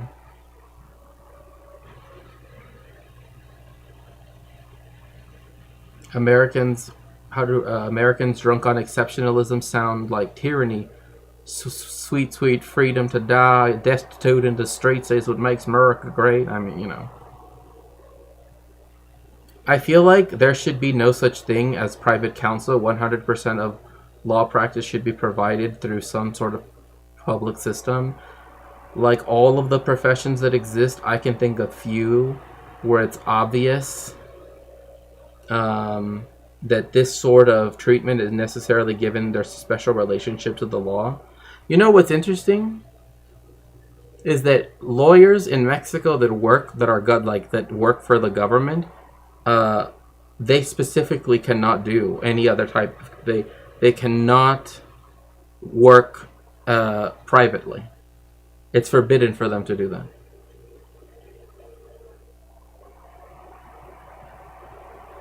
And I actually know someone, so I know for a fact, that if you work for the government in some way and you're a lawyer, right, you work in some, one of the government's lawyers, you cannot work, right, you cannot, work for the general public, right? There is a divide. Like, once you start working for the government, you can't also be a private council. You can't do that anymore. Right? In America, that's totally not the case.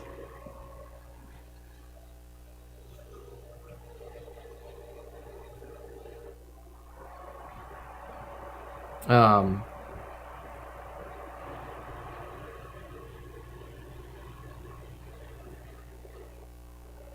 well, I mean, again, we like Philip. I would say that what I'm saying is that you're using an example of people that at one point, right, might have had to live. And again, I don't know off the top of my head, and if I am wrong, please correct me, because this is something that just off the top of my head, when it comes to the Cherokee, if they had to be nomadic, that is then that doesn't, that's not that is not the point, right? That's kind of missing the point. We're talking about like housing as it exists now, right? Where in America you have the idea of a starter home and blah blah blah. So that's what I'm trying to get at, Philip, right? Because again, we can talk about nomadic peoples, but that's not really the point of what we're talking about here.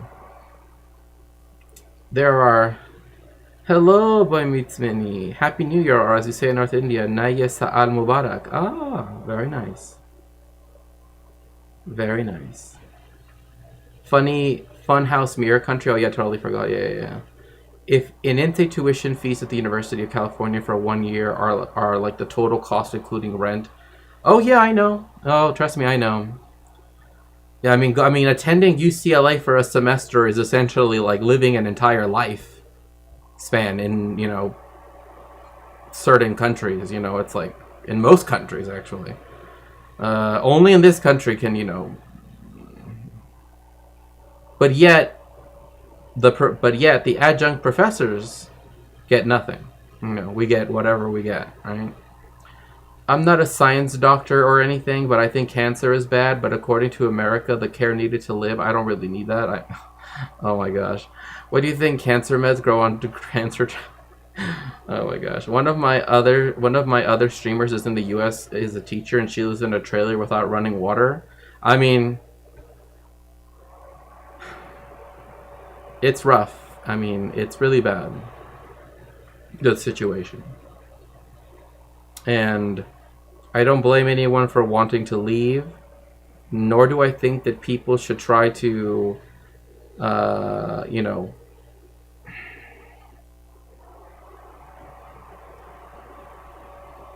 don't believe, right, that if someone feels like leaving the United States right now, that appealing to some, whatever it might be, right, for reasonings for why they must stay or whatever, I don't think that's the help that people need right now, because the people that want to leave are people usually that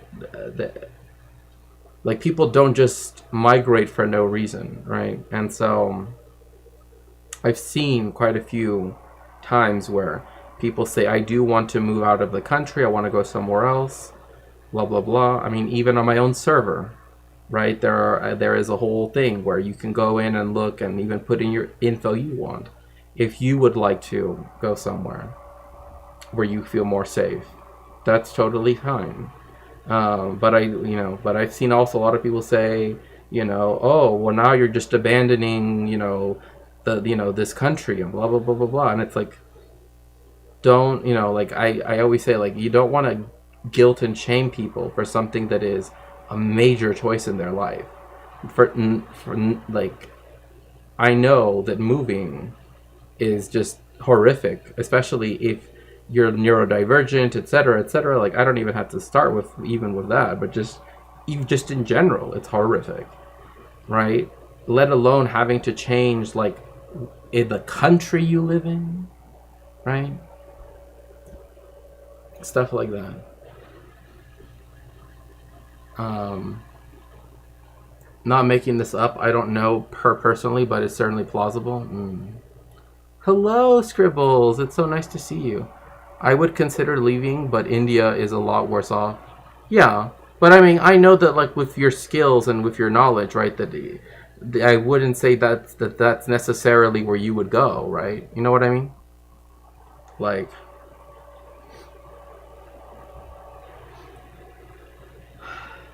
right? Like there are other options that some people like, because it's usually they look at Canada or they look at Western Europe, and I'm like, look, that's not the whole world, right? That's not the whole world. Don't think that that's it, you know.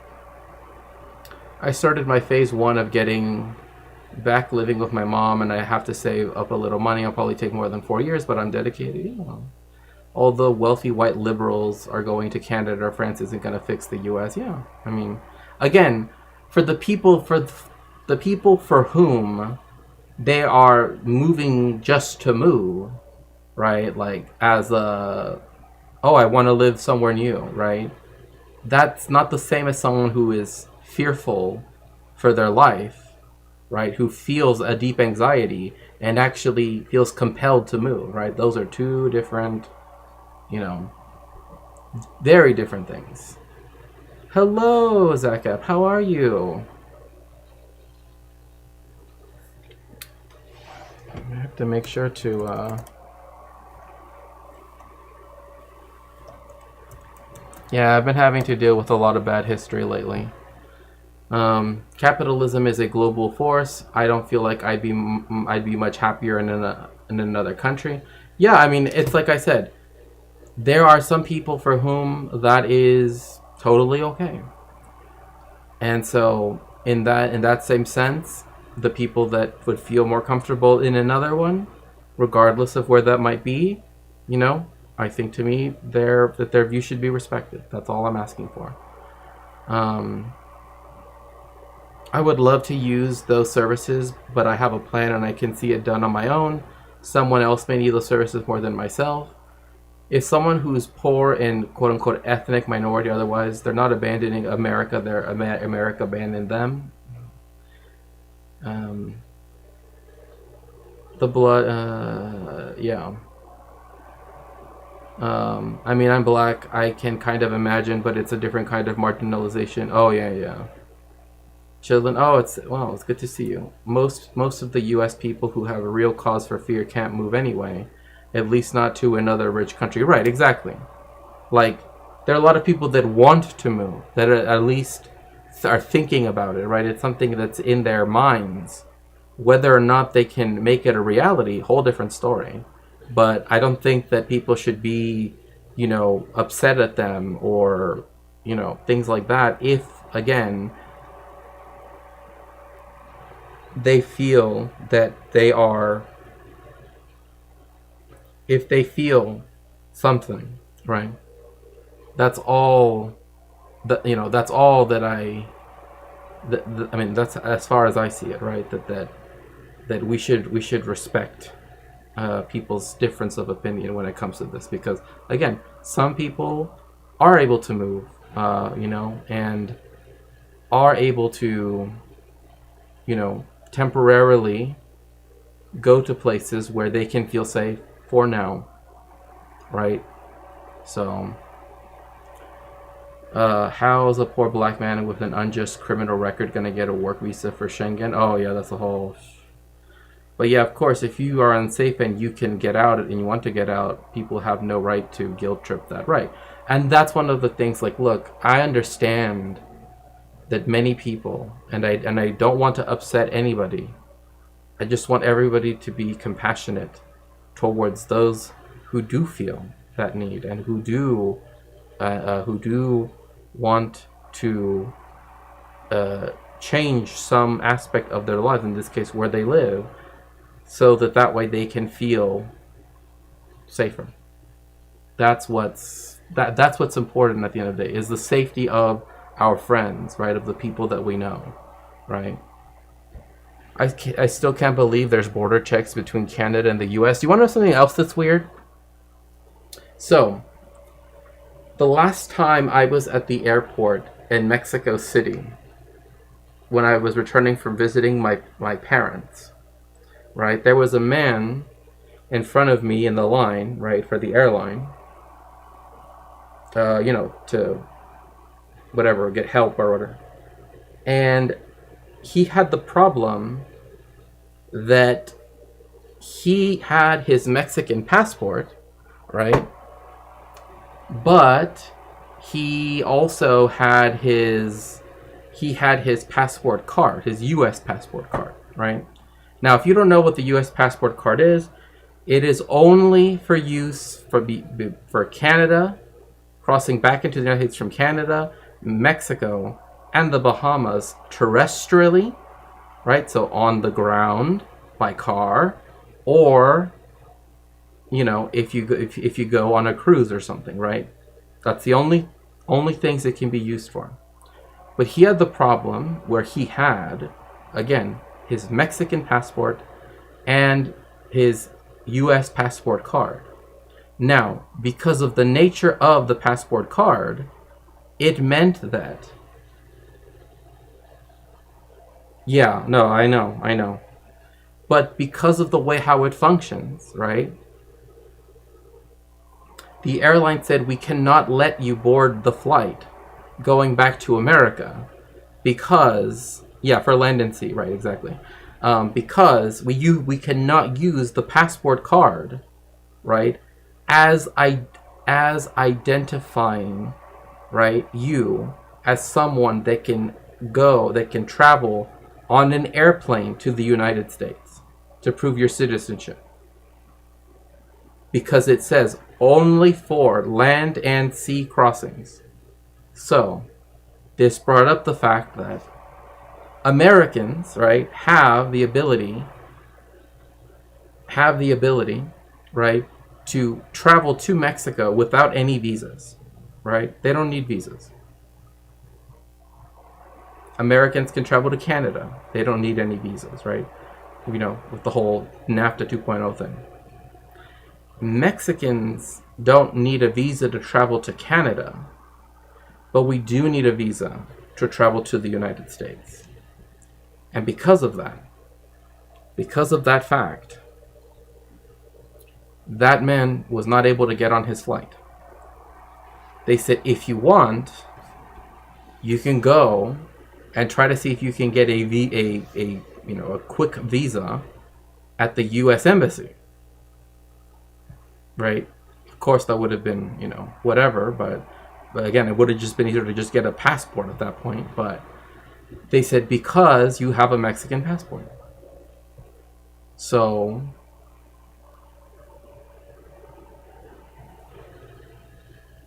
well, I mean, again, like I've mentioned before, Cat Pig, right? Like, I was told as a kid, right, like to never say things in Spanish, right? Like not even like say names, right? Like let's say, right, that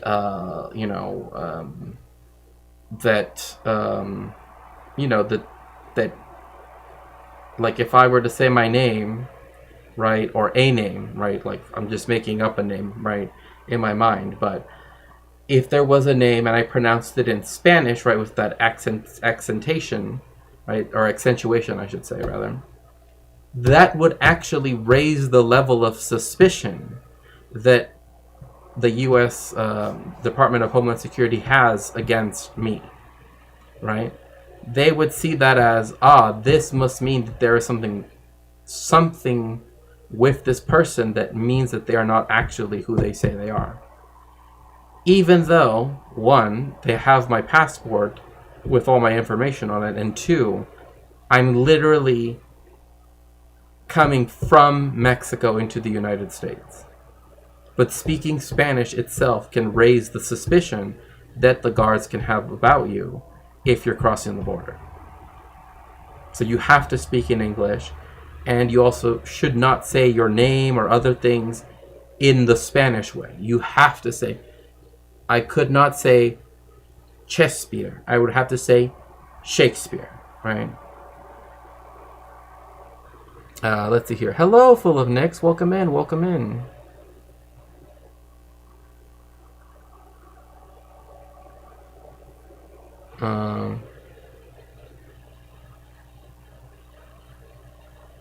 No matter how good they are, the best lawyers on earth couldn't keep up with the subpar. Yeah. They had newspapers in their language and everything. Yeah. Oh, thank you. You guys are so... Hello. Ooh, meatloaf. That sounds good. Yeah. Well, I mean, there are other languages besides Hindi. Or Tamil, but, yeah. No air travel, right. Crossing the border between the U.S. and Canada used to be simple as crossing a toll bridge as recently as 2006. Pronunciation must be, like, perfect, you mean? Like, yeah, like, I mean, in the sense that it has to be as de-Hispanicized as possible, right? Like, that's the point, right? I didn't know it was simpler to travel to Canada. Again, I haven't been there before NAFTA 2.0. We want all the Mexicans here in Canada. I wish. I mean, I wish it was easier to... Yeah, anyway. Britain deported its own citizens, the Windrush scandal. I mean, like I said, I mean, I've talked about this. And I also brought up this, the congressional record. Because I've mentioned it on stream multiple times, right? The United States expelled twice so far, and it's in the 20th century, right? Of more or less, or rather, more than 3 million people. Over 60% of both incidents, right? 2 million the first time, 1 million the second time, were either born U.S. citizens, so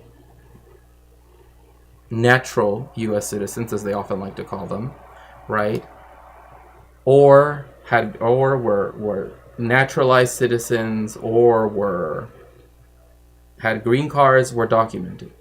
Over 60%, right? Both of those times. Just wore a MAGA hat in the customs line. Oh, please, sir, we have to let this this here young gal get right through all of this line right here. There's no way for me to know this, but I think it's fair to assume that the fact that my name is Middle Eastern, I'm on a list of people to be extra cautious of. I will also tell you this: if you're going to cross the border, they will scan your face. I'm not even joking. They scan faces now. They don't even have to look at your passport at this point. They know who you are. And I mean this towards everybody. They know who you are. Your face is your passport now. Doesn't matter whether you grow a beard or whatever. Yeah. Oh yeah, looks Middle Eastern, looks Mexican. I mean... So I will read from the congressional record, right? And this is something that I have been meaning to read, right? So it's right here, congressional record from the House of Representatives. It is insisted here that the enactment of this law, right, which is Congressman Hobbs, right? This is House Resolution. This here is House Resolution. House Resolution 5643, okay? Which is on the detention of certain aliens pending grant of passports or other departure arrangements, okay?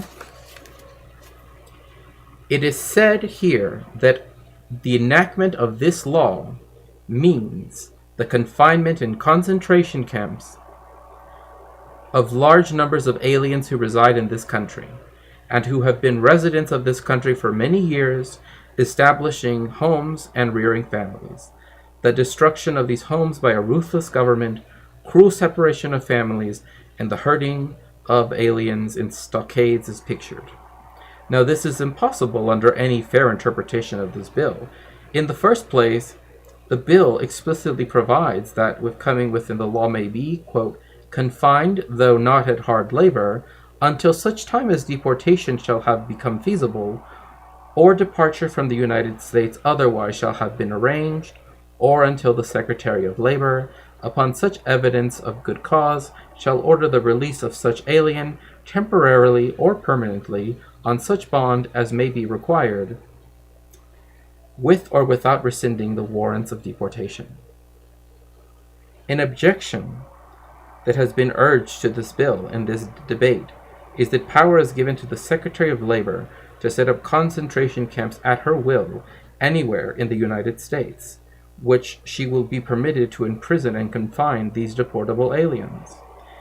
In connection, let me call your attention to Section 3 of the bill, which provides that, quote, the Secretary of Labor is authorized to directed to arrange for proper places of detention in established institutions for those aliens required by this act to be taken into custody and confined.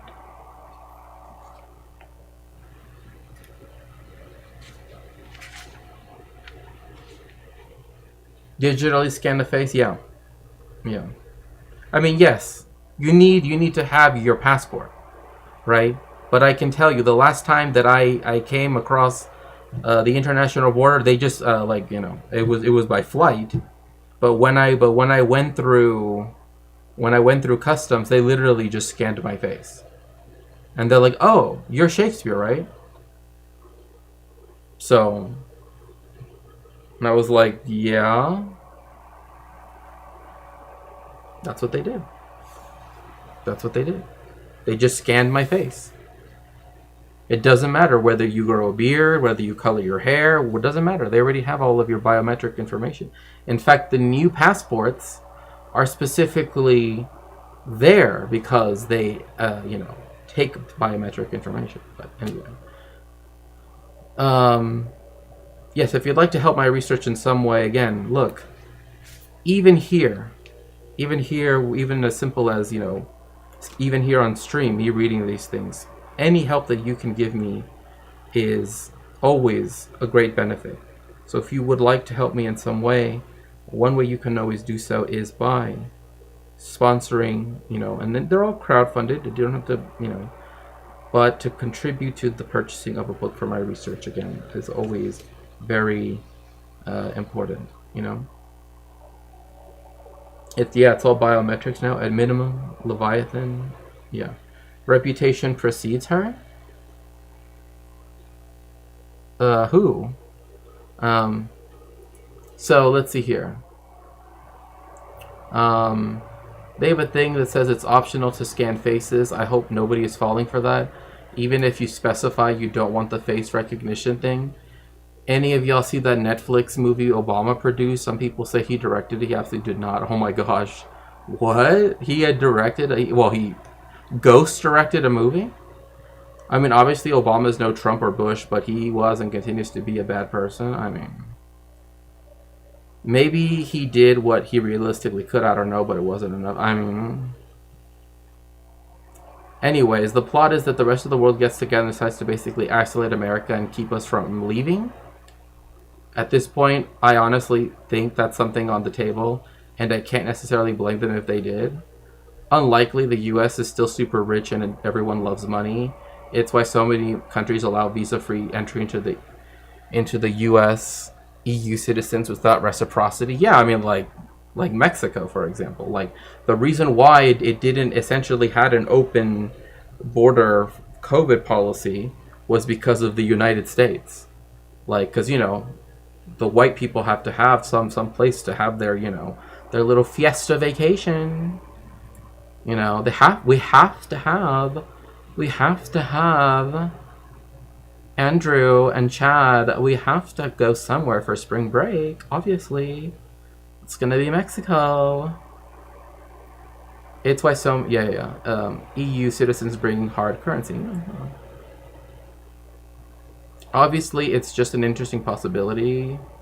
Oh God! Imagine if our oh gosh! Don't even get me started on that, man. Exactly, ghost directed. Was the Secretary of Labor Frances Perkins? Yeah, I'm not sure. But yeah, I can't. It doesn't mention the name, right? It doesn't mention the name. Because later, after, because this is how it even words it after this, right? It is true that the bill, as originally introduced, did give the Secretary of Labor authority to establish detention farms. What else do I have to say? Right? Like I've brought up the fact there is historical precedent for all of the things that Trump says he wants to do. The fact that he specifically referenced Operation Racial Slur, the fact that all of these things are on the table, the fact that there are yard signs, even here in suburban California. I mean, not here where I am, but in suburban California, that say mass deportations now, right? It didn't come out of a vacuum. This has already happened before, right?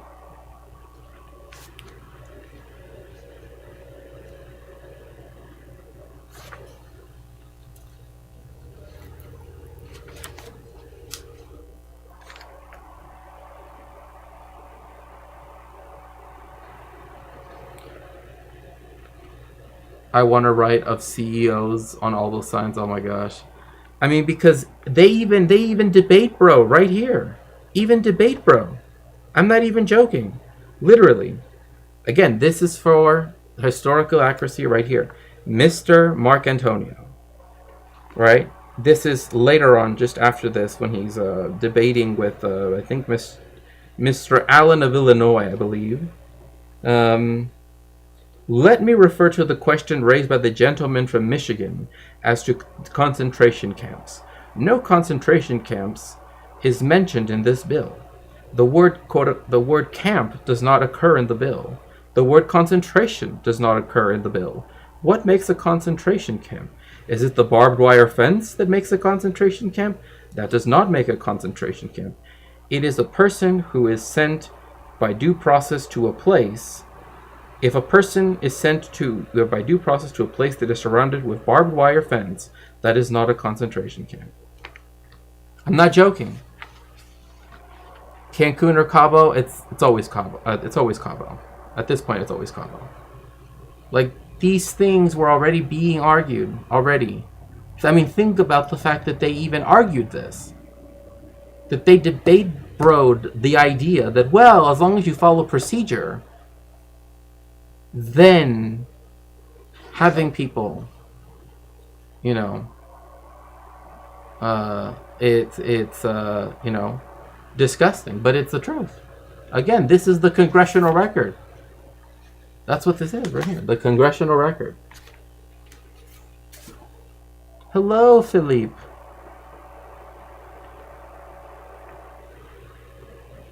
I could conceivably see the EU finally growing some spine and canceling visa-free entry for U.S. citizens in return for U.S. refusing to expand visa-free to new member states. Hungarian, yeah.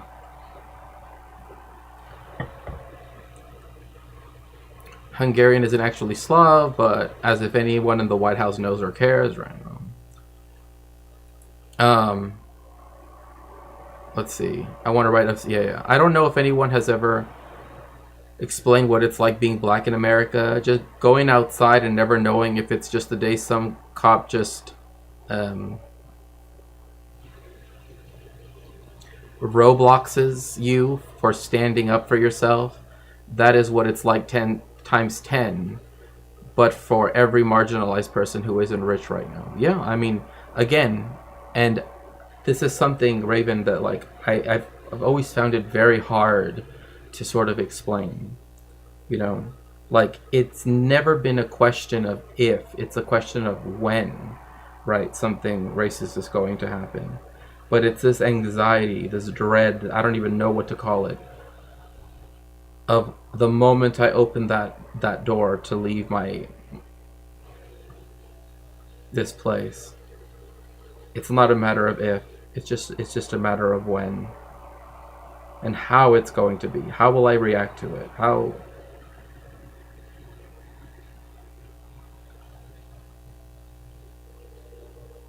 I don't even know what to say because I mean,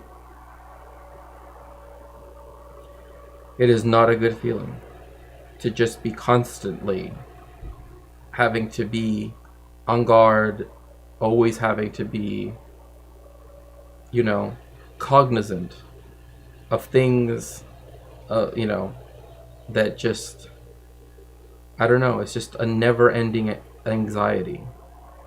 And then you close your door, and even then it still doesn't technically go away, because you never know, right? You never know. No, it's okay. I mean, you know, I mean, at least for being honest, right? But it's yeah, anyway, my bad. I didn't mean to. Let's not forget who was in charge in West Germany when they granted not just amnesty but even amnesia to war criminals, which doesn't absolve West nor United Germany responsibility of perpetuating the crimes. Soviets, East Germans were a bit more thorough, but certainly not complete. Oh yeah, for sure. I mean, the fact that some denazification occurred. I mean, another thing too is America never denazified. Like, it by far was the country that had, you know, this huge movement. Right? I mean, let alone like Charles Lindbergh, right, running for president, all that stuff.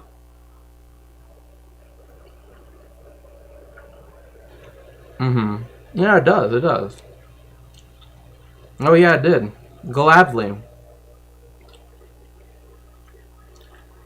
Thank you, Philip.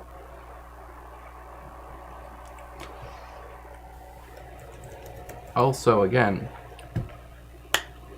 make sure that you join the Discord. I apologize if you can hear that.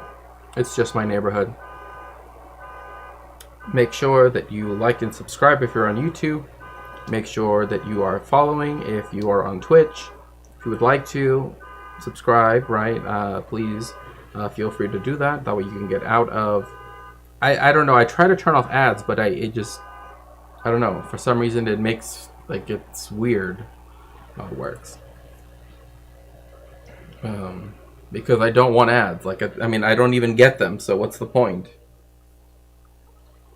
You know, but whatever. Yeah, at least they were more willing to actually. I mean, I'll never forget the newspaper clipping, and I remember too that. And obviously, I'm not going to use the term they use because because people like to say, "Oh, well, it's contextualized." Yes, it is, but now we've moved on. That East Germany. Because we can't forget that West Germany still had homosexuality as a crime in 1990, right? And another thing too is that the progress that had been done for transgender rights in East Germany, that was actually one of the things that appeared in the largest newspaper of the time, and you can look it up. It's literally saying that trans people will suffer, right, a loss of rights and agency from reunification. Because of course the only law that will be applied will be West German law.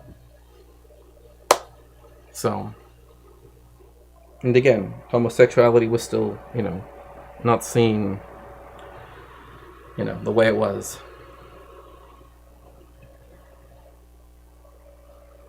On Soviet territory. I mean, look, I will say this. There's no reason why anybody should have ever...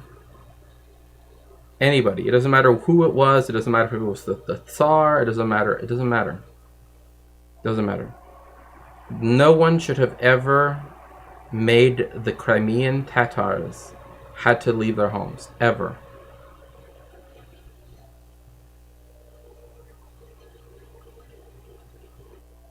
Yeah. Okay, yeah. So there was that clause. Okay. I just wanted to make sure because I didn't want to say that and then be incorrect. So yeah. But there was the difference though in transgender rights that was yeah. It was only homosexuality only was legalized in West Germany in 1994. I mean, there are many people in both chats that are much older than how long West Germany has had has legalized homosexuality. So yeah, the Crimean Tatars, but also even like the Volga Germans or you know, other peoples. There is no reason to ever Um,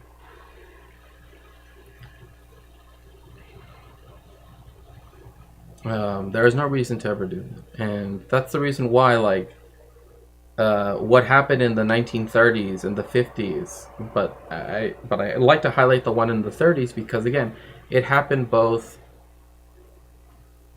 Yeah, it wasn't illegal as such, right? Yeah, it wasn't illegal in the East, but it wasn't like something. Yeah, it's not like they had pride parades and everything all like all or like it's not like it was very easy to be out. I should say that saying pride parades is like kind of instrumentalizing the idea of a pride parade as because like I mean I've been to some but it's like yeah, it's not the totality of so many things. Oh, for sure, for sure, for sure. Yeah, as like a social gathering other than a radical action. Yeah, I mean Raven, you know where I would I where my preference lies on that. Definitely, just lots of people getting sunburnt is not it's not my cup of tea. But frankly, it seems to assume that more than a few cops like to. Yeah, for sure. And I mean, there was always the thing too, right? Like, there was always a thing where when it came to like sex work or other things like that, right, was something that was held against you know queer men quite a lot, right? Particularly for those reasons, right? So yeah. So now we're gonna go into some bad history, okay? Some very, very bad history. Are you ready for the bad history?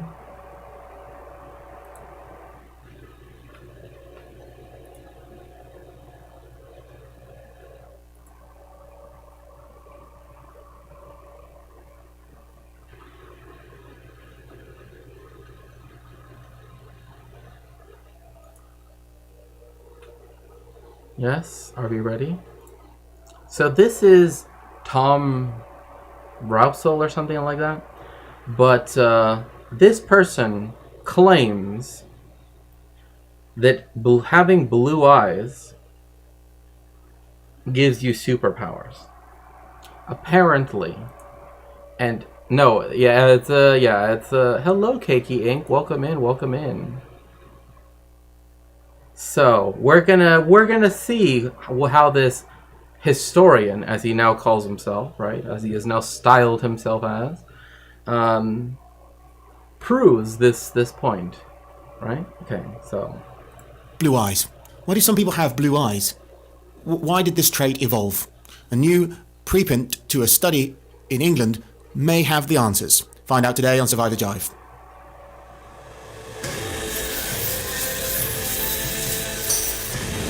Blue eyes are frequently a topic of discussion. Historically, people have found them quite attractive. I think. So, historically, people have found them quite attractive. I mean, what?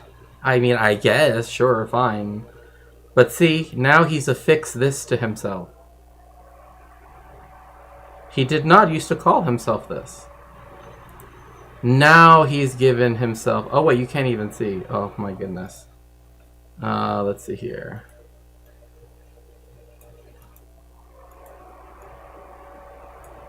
Oh, wait. No. What is it that I'm trying to do?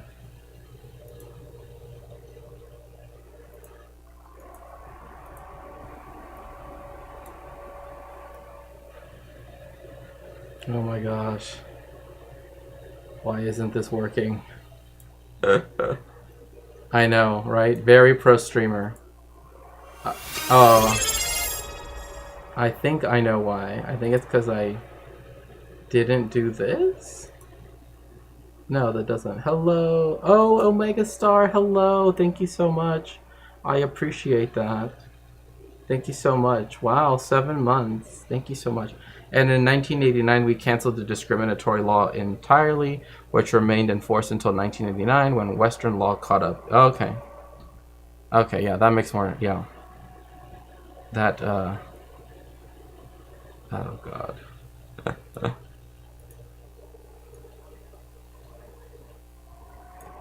I'm trying to, well, I mean, I think you can see it, sort of, I guess.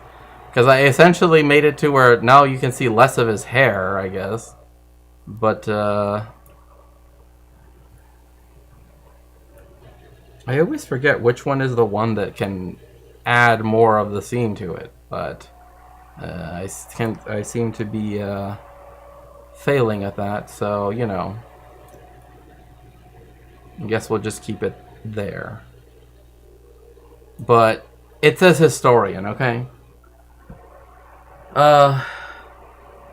It's bad history. We are this person who claims to be a historian. Maybe if I did this. Does that work better? Default view? Theater mode? I don't know. Oh my gosh, which one of these is the right one? Like, I have no idea. Yeah, so, historian, right? Who only started calling himself that very recently. You know, research has shown blue eyes can help with dim light conditions, but they have the disadvantage of making individuals possessing them very sensitive, more sensitive to bright lights. Yeah. I know, I'm trying to, I forget which one of these. Ah, je vois. Finalement, mon Dieu. Okay, there we go. Now you can see the historian. So he calls himself a historian, right? We see this, yes? And so... That's generally true. But these days, they've also been the subject of a popular meme, which implies that blue eyes are sort of creepy or intimidating in some way, because they have a kind of piercing effect, as though they look directly into your soul. Today, blue eyes are found all over Europe, and also in places where European people have migrated, such as America. Oh my gosh. Okay, well, historian of what? Oh, I don't even know. I have no idea. He, like, I don't think Arun ever went over it, because I once sent him a longer video of this dude, because I really wanted to see what he would respond to it. But he apparently has a Sri Lankan past. Like, apparently he has history in Sri Lanka. Not even joking. Jump scare? Yeah, I know. Yeah, aren't blue eyes a recessive gene? Yes, they are. They are. Another thing too is they aren't limited to just Europe, by the way. Like, I don't know why it's like, yes, this is the only place that you know. Also, this is, I don't even know, like, this source, just paste.it. I don't oh, is he a burger? A burger? What do you mean a burger? Like, does he live in a city? Yes, he lives in a city. And Australia. But they're most common in northeastern Europe, around the Baltic Sea, in countries like Finland, Sweden, Lithuania, Estonia. In some regions of that part of the world, up to 80% of people have blue eyes. But in the United States, only about 33% of the white population have blue eyes, and this percentage has been decreasing. Globally speaking, blue eyes are very rare, and that's not surprising when you consider that it's a recessive trait, generally limited to Europeans. Why do blue eyes... Oh my gosh. Okay, fine, whatever. Yeah, it looks like a paste bin. Yeah, that's not... Yeah, already. Of course.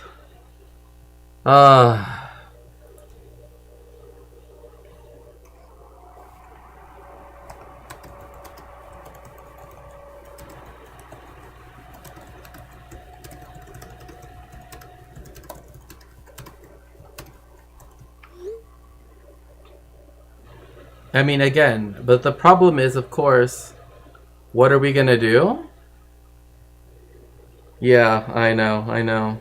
By the way, if you'd like to help me in some way, you can always do so by going to my Cash App, my Venmo, my Throne, becoming a patron on Patreon, or also my Substack, whichever one you'd like. Oh, actually, it seems our knowledge on genetics is outdated. The inheritance pattern followed by blue eyes was presumably assumed to be a Mendelian recessive trait. This has been shown to be... city dwellers are pretty racist. Yeah. Well, I don't know. I mean, I don't know what you mean by... I mean, there are many things that can... Yeah. The inheritance pattern, blah, blah, blah. Eye color inheritance is now recognized as a polygenic trait, meaning that it is controlled by an interaction of several genes. Interesting. Yeah, blue eyes existed before whiteness and before Europeanness, even. Because Europeanness is also a construction as well. And we can see this because, you know, Russia's always been one of those places that, you know, like, is it European? Is it not? Is it, you know? Exist. Well, let's start with where blue eyes come from. Back in 2008, there was a study from Denmark, and the scientists determined that they thought it was likely that all blue-eyed people had a common ancestor, either one person or a single population. Wait, hold on. First of all, just looking at this, yes. First of all, this is very old. I mean, even for this video, which is not that old, it's like from last year. Blue eye color in humans may be caused by a perfectly associated founder mutation in a regulatory element located within the 3rd of January 2008. Yeah, that's kind of old. Like, usually this is something that you would want research on within the last 5 years, if anything. Especially in the sciences. I mean, I don't know why you have to go back to 2008 to find this. I just hope me and my descendants will never go bald. Well, I mean, you know. Human eye color is like, well, here, I mean, see, he just said what you just said, Cat Pig, right? Oh, Burghers are an ethnic group that is Sri Lankan, Portuguese. Oh, no. He's not Portuguese. He's very proudly English. You know what I mean? Very proudly. It's that, his uncle owned, you know. His uncle, you know. Or his great uncle, whatever the hell he was. You know, he was, you know, a British person doing British things in Sri Lanka, you know. Yeah.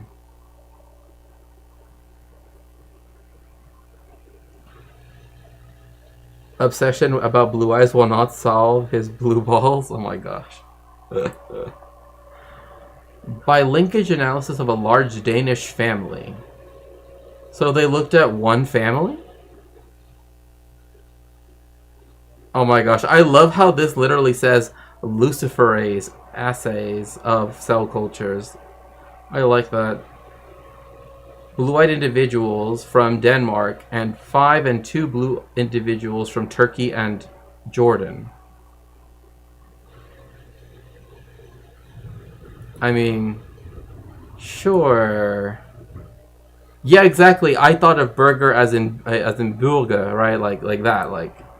And they speculated that that person or population would have lived in the Neolithic around the Black Sea. People often repeat this, referring to that study. But in fact, since 2008, genetic science has come a long way, and we've got lots and lots and lots of ancient samples, and the way that they sample ancient skeletons has become much more efficient and accurate. And now we know that there are loads and loads of much older blue-eyed skeletons which have the DNA associated with blue eyes. I'm sorry, just like the fact that he said there are loads and loads and loads of blue-eyed skeletons. I'm just like, what? You have blue eyes? I do not have blue eyes. To the chagrin of many, apparently. In Europe, back in the Stone Age. In fact, the Stone Age, the Middle Stone Age, which is called the Mesolithic, the western part of Europe had a population that geneticists refer to as Western hunter-gatherers, and pretty much every... Oh my gosh, what? I hate these... My eyes are a crazy combination of green and hazel. Oh, nice. He found the Draugr. Was kannst du? Was kannst du? So thanks. Ich bin ein Schiepenherdes. You know? Mine are green, gray. Mine are the color they are. I don't know. My childhood crush had brown eyes. I mean, I don't know. But yeah, I like that he literally brought up this, like, this person, I don't even know what to say about this person here on the right. Just like, they look like they're like, you know, like they don't want to be here. The person in the middle, I have no idea. Like this just looks like some random dude who like, you know, like skateboards and like, you know, oh, I'm really into like new music, but you know, I only like to listen to, you know, but I don't like to visit, yeah, only if it's on vinyl though. You know, like I can hear it. And then this, of course, the like, welcome to Los Angeles, right? It's like the only way they could be presented. My bet is that this loser got dumped by a black or brown woman one time and suddenly decided brown. I mean, I could see it. Yeah, no, you're right. Yeah, there are some people that have black, very, very dark eyes, yeah. Single skeleton they found from that period in that region has blue eyes. So it was like the entire... Wait, they found one skeleton, so you're extrapolating that to all the skeletons?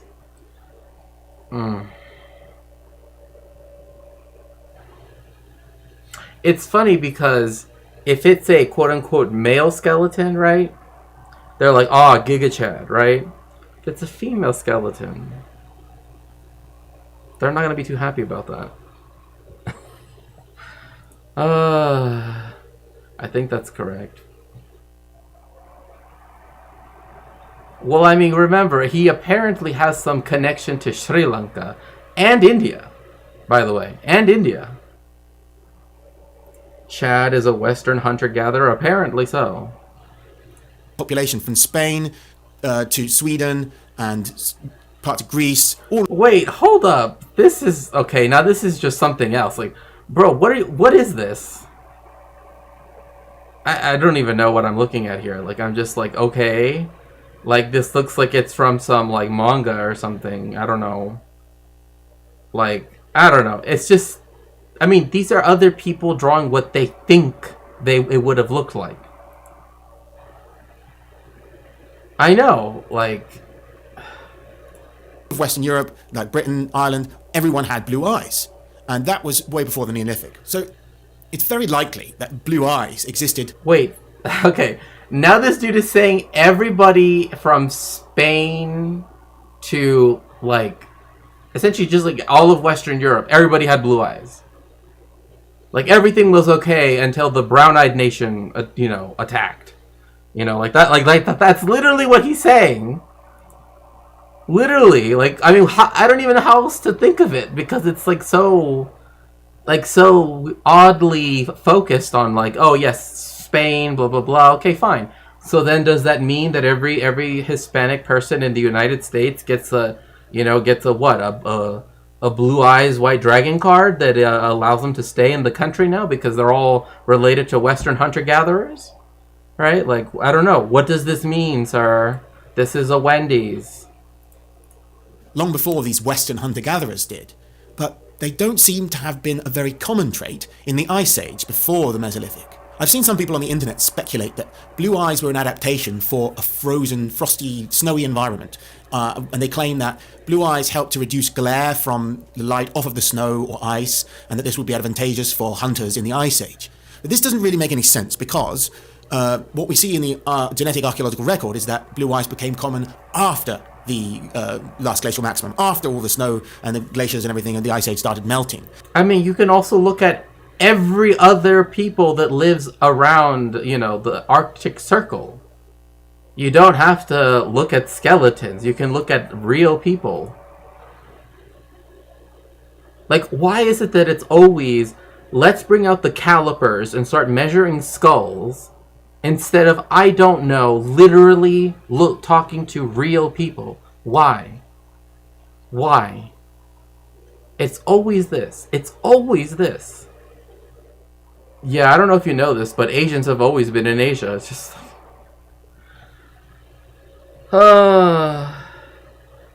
most human characteristics are... yeah. And if you look at modern populations that live in the Arctic Circle, you know, Inuit and Siberian people in northern Russia, and they all have brown eyes. So it doesn't seem like a necessary prerequisite for efficient hunting in icy conditions that you have blue eyes. And in fact, you know, Greek people often have blue eyes, and Greece is not a very frozen Arctic environment at all.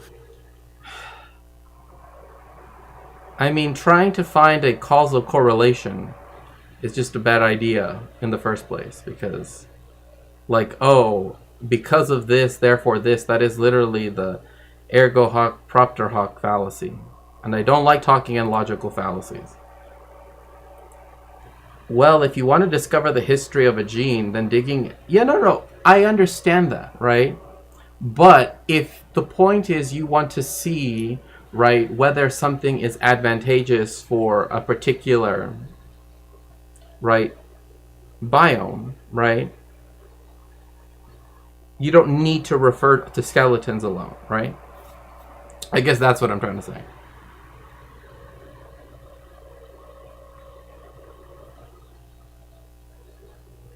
But I don't see why the eye color matters. I mean,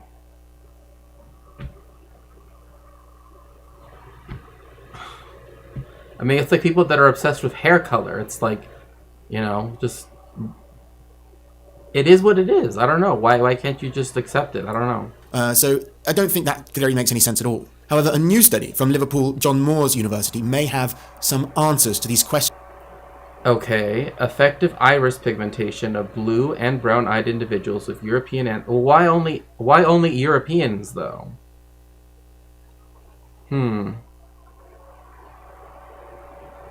Well, it's a preprint is one thing too. This article is a preprint and has not been certified by peer review. Well, there's that. Has not been peer reviewed. Gene expression for a positive trait may create other characteristics that have no or even less benefit.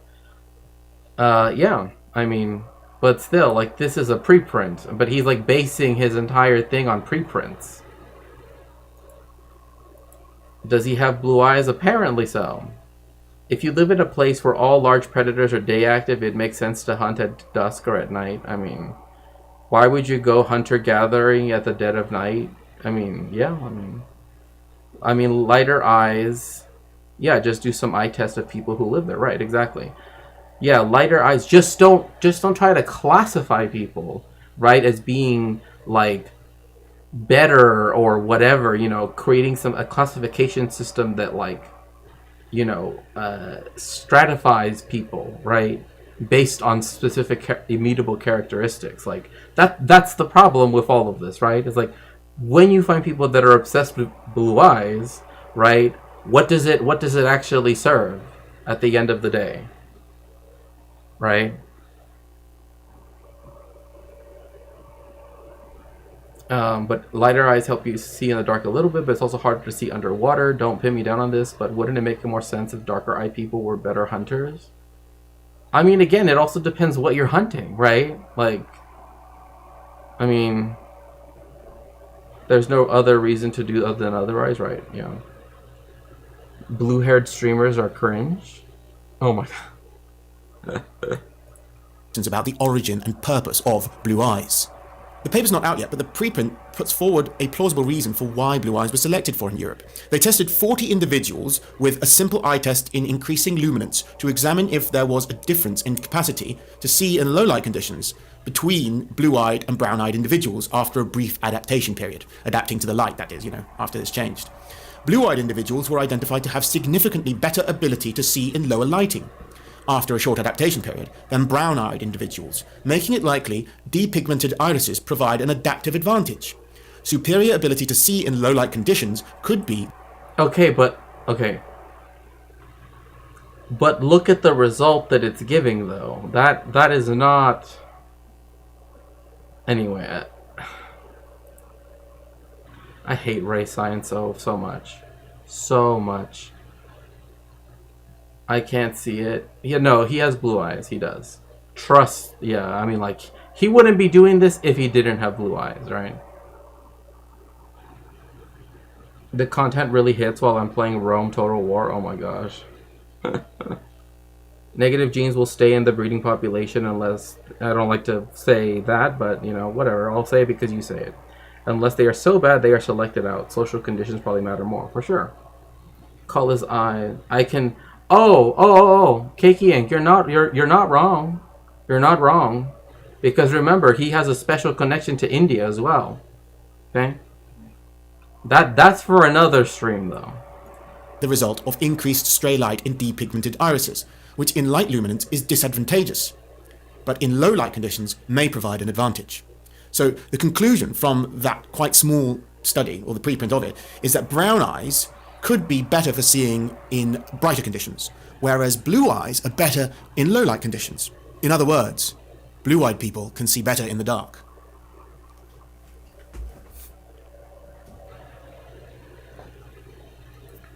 Oh my gosh. Proceeds to do. I know. Oh. Yeah, all his homies are in Sri Lanka. I mean, like, when he says, like, going over, like, my Sri Lankan heritage, I'm just like, bro, you should not... You don't have no heritage in no Sri Lanka. You have no heritage in no Sri Lanka. What are you talking about? Like...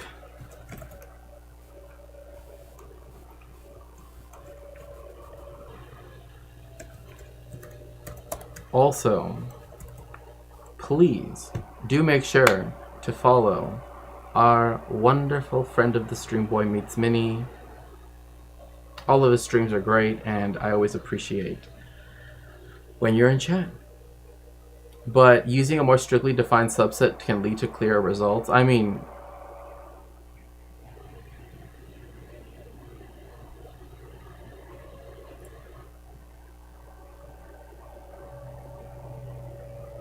Well, yeah, and another thing, too, is the reason why, like, technically everybody, quote-unquote, has blue eyes, technically speaking.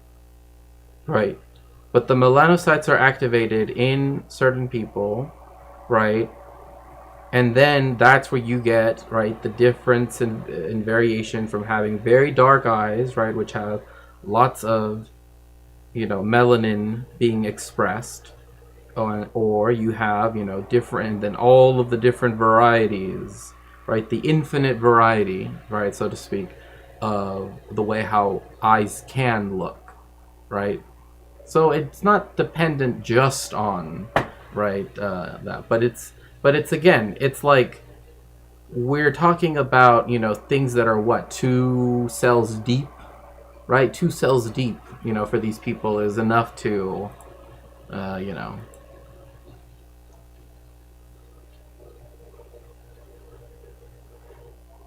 That's an. What about?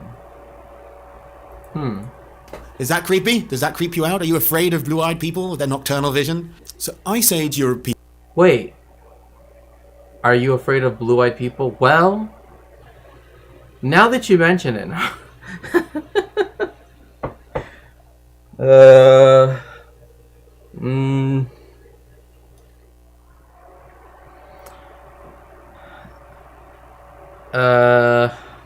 Well, maybe just you.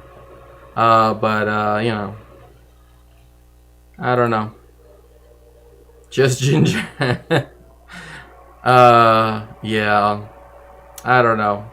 This is just like, no. I'm just joking, but.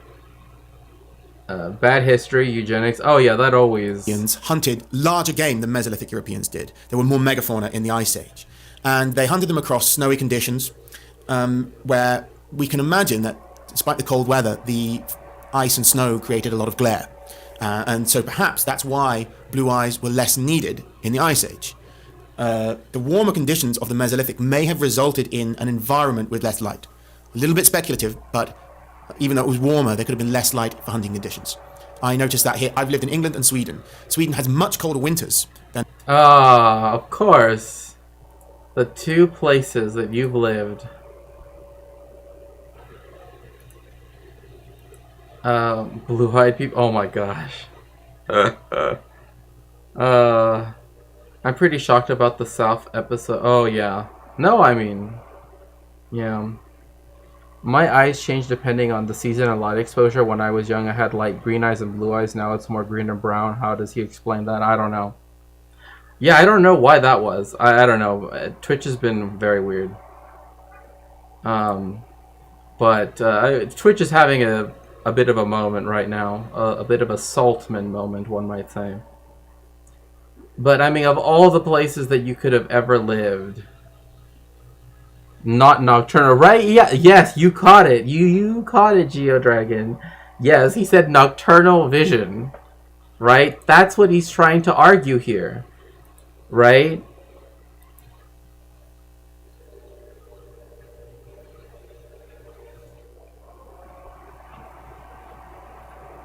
Yeah, I think Keiki Inc. actually has a point here. Right? Because, you know, like, oh, yes, you know, like, we're, you know, yeah, he'd be their token British viceroy. Oh, don't even get him started on that. Not night vision. Yeah, he's literally saying that blue-eyed people have night vision. Britain, in terms of temperature. But because of the snow, it feels brighter. That's my experience. Another possible explanation is to do with the fact that during dusk and dawn, in that twilight period of low lighting, when the sun's coming up or going down, there's a lot of animal activity. Birds become active, either they sing their morning songs or they're looking to roost. Animals are doing similar things. They're all extremely busy in that period. And that makes it quite a good time to go hunting. And I imagine that Mesolithic hunter-gatherers made use of the twilight periods for hunting. And also, some animals have reduced ability to see in those conditions. So that would be an easier time to ambush them. So it might be... Oh my gosh. More their eyes just adjust to the darkness better. Oh my goodness gracious. Dark-eyed people can also see in the dark. I mean, I like this is saying that like, see, this is so special. You have this special thing that you can't get anywhere else. And first, again, like, it's just a question of whether melanocytes are activated or not. That is the only thing. That is the only difference. Because they're, like, if you were to scrape off the melanin of someone's eye, which is not a good idea, because it could actually cause blindness, because there are people that try to get the quote-unquote treatment to get their brown eyes to become blue eyes, right? They just, like, scrape and vacuum up the melanin. Yeah, like, again, it just goes to show that, like, this doesn't really, like, okay, fine, whatever. But military grade, oh my gosh, built-in flashlight. You know what came to mind is, you remember Timmy Turner's dad, right? When he has meat vision, just like a whole bunch of hot dogs. Just the differences across eye colors is minuscule. I know. I mean, even the figure it gave was 0.0046 or something like that. It was tiny. It's like, yeah, if you wait like 5 more seconds, then people with every other color eye will be fine. Typical liberal propaganda telling me, oh my god. That the focus on hunting during these twilight periods resulted in very, very strong selection pressures at the end of the Ice Age in European populations of hunter-gatherers, to the extent that within a few thousand years, the entire population of Western Europe was blue-eyed. It would have to be extremely strong selection. Wait, what? That doesn't even make... What? Okay, so because people needed to hunt a lot at the end of the... That meant that blue eyes became like the way of telling that someone was successful, and that's why everybody in Europe had blue eyes at one point. Like, that's his contention. That doesn't even really make sense, because again, this is happening across like half of a continent. we actually see with our foreheads, not our eyes. They just want to sell glasses. Oh my god. Yeah, strong selection. How, right? I just have no idea. Like, what are you even talking about? How is it that someone who has green eyes or brown eyes or even, whatever, how is it that they cannot, also hunt just as well as anybody else, right? Like if the difference is so minuscule, even in that preprint, not peer-reviewed, thing that he showed, that it would make it, pressure, and that explanation doesn't quite seem to encapsulate it, because surely not everyone had the exact same strategy of hunting in the twilight conditions. But I can't really think of any other reason why they'd have this huge You can't think of any other reason, but yet you're able to think of a reason why they might. Yeah, they had different hunting styles, and that's the wrench that is thrown into your whole theory. Well, they all had different hunting styles, so I don't know. What about everything else? Everything else, like, you're missing everything else of prehistory here. Like this is the problem with a lot of really bad history, particularly ancient or prehistory, is that people think they can just literally just contend whatever they want as long as it sounds plausible. Like, okay, if the biggest issue in your mind is trying to prove that it is related to, men being the hunters, and therefore blue-eyed men being better hunters than brown-eyed men or green-eyed men or whatever-eyed men, right? Then again, like, that doesn't really explain anything, because certainly there would have been hunters that were of other eye colors, but you can't have it on a scale that's continent-wide. Also, nights are longer closer to the equator, so that kind of disproves this adaptation assumptions. Right, exactly. Right. Yes, I mean, having brown eyes leads to pre-breeding. Yeah, I have no idea. to sweep to get rid of brown eyes, when brown eyes have been generally the dominant and selected for phenotype for all human populations globally, in any kind of condition, whether frozen or tropical. So it's quite a strange thing, really, that the whole of Western Europe became blue-eyed after the Ice Age. But yeah, I think it might have something to do with hunting in low light, or maybe hunting in forests, because one of the things that happened after the ice melted is that the tree line went much further north. So that was a period where much of the broadleaf forests of Europe started to appear. Previously, there had been a lot more pine forests. And maybe hunting in these dark, big forests was also some sort of environment that meant it was... Wait, how... Okay, yeah, there are forests like this in Mexico. The Mexica don't have blue eyes, so... I don't get it. Like, I'm looking at this forest and I'm just still like, there are forests like this that already pre-existed.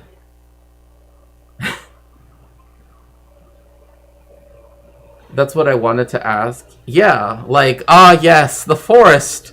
It moved north and to the land of the blue-eyed ones, like, it's like it wants to make it into, like, I don't know, like one of those, like, medieval legends, right? It's like, that's what I wanted to ask. When he says Western Europe, what the fuck did he mean during the Ice Age? Okay. So I think what he means is, or what he should be meaning, and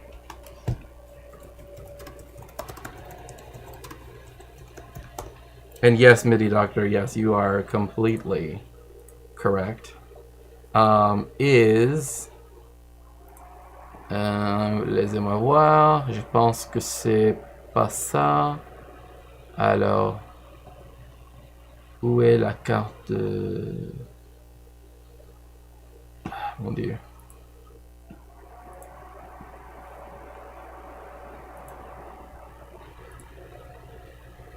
Oh, mon Dieu. What? No way. What on earth is this? Okay, I'm... je sais pas. Mon Dieu. Quelle horreur. Quelle horreur. Mon Dieu. Or maybe I should just look up.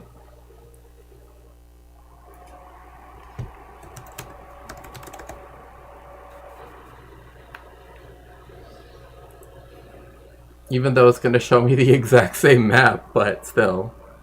Let's see here. Open in a new tab. Yes, thank you very much. Thank you. Okay. So white Jesus, basically, yeah. So this is what he's referring to, right? Because again, he's only lived in two places, England and Sweden, you know. So, so this is what he's referring to, right? This was the last glacial maximum as pertained to Europe. So you can see that there are some places like here in the Caucasus Mountains, right? You can also see that the sea level, right, was different at this time, right? And so what he's essentially showing, or what he's trying to contend, is that at this point, right, the people that lived here, right, now could move further north because the ice had started to melt towards the end of this, right? And you essentially still had these like crossings that hadn't gone away yet, right? That you could now start hunting in these forests, these boreal forests that exist in central Sweden and whatever, blah blah blah, right? So that's what he's trying to say, right? That, you know, that's really what he should be trying to say. But this was about, again, it ended around 20,000 years ago. So this is all speculation. All speculation, because there is no way at all to say that what happened, like, one, that's in, I mean, even in just geological terms, 20,000 years is actually a very short period of time, let alone, like, you know, but whatever. Brown eyes are still here as our rarer blue eyes. I mean, they're just, like, it's literally just iris color, right? Like, why not just adaptive to have better vision in low light when you're trying to hunt small game beneath the foliage. But besides this huge sweep... Yeah, because of course, like, nobody else in the world but people in Europe had to ever hunt in forests. My goodness gracious! Like, there is literally, literally, there are references in the Mahabharata. You know, there are references in, like, you know, the five classics, right? You know, to hunting, right? I mean, there are even, like, I mean, even the Mexica talk about hunting. It's just ridiculous to even be like, oh, because they hunted in a forest, therefore that caused people to be blue-eyed. Like, I just don't see the correlation. Like, it just doesn't exist. Also, yes, if you'd like to help me out in some way, you can always do so by helping sponsor a book on Throne. In the Mesolithic, there's another thing we have to explain, which is that after the Mesolithic, Europe experienced two massive population shifts, the result of the migrations of two new races into Europe, both of which were brown eyes. Oh no. Oh gosh. Bro, you gotta be kidding me. Two races? Races? No, they were not races. My goodness gracious. Just the fact that he already invoked races. Ah, yes. The blue-eyed race and the brown-eyed races. Like, my goodness.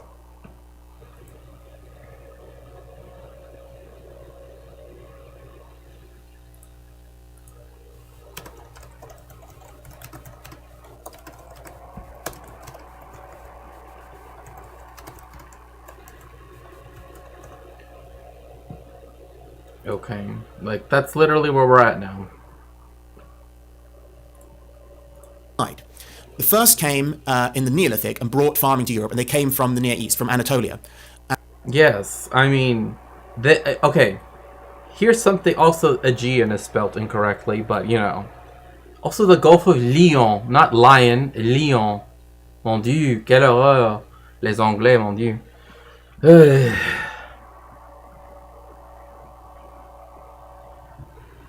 one of the things that is important to also consider is that the Neolithic farmers are also the people that brought light skin to Europe. So the very thing about Europeans being very pale, right, that was brought in by the Neolithic farmers.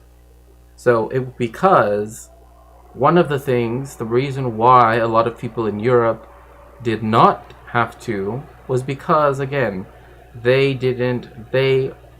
there was a difference in vitamin D absorption, right, in terms of their diets, as well as other things, many other things. But like, had this migration never happened, again, Europeans would not be pale, right? Gulf of Lion sounds a lot better. No, I mean, sure, yeah, Gulf of Lion.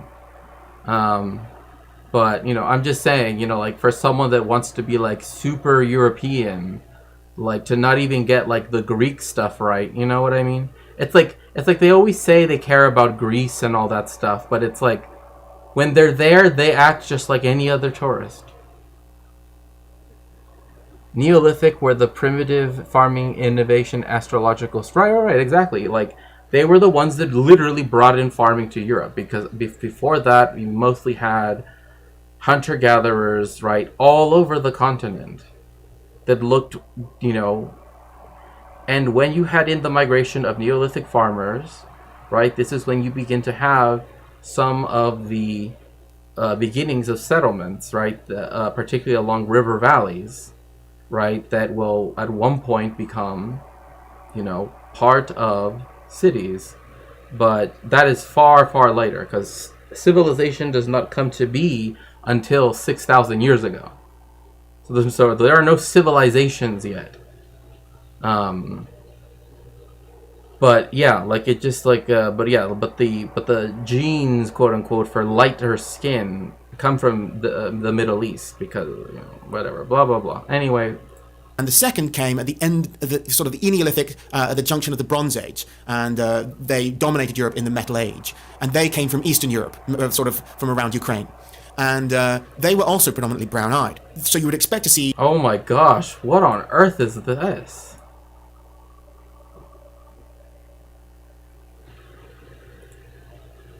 I don't even know what to say to this. Like, it was weird when it was moving. I'm sorry. And, they dominated Europe in the Metal Age, and they came from Eastern Europe. Wait, the Metal Age?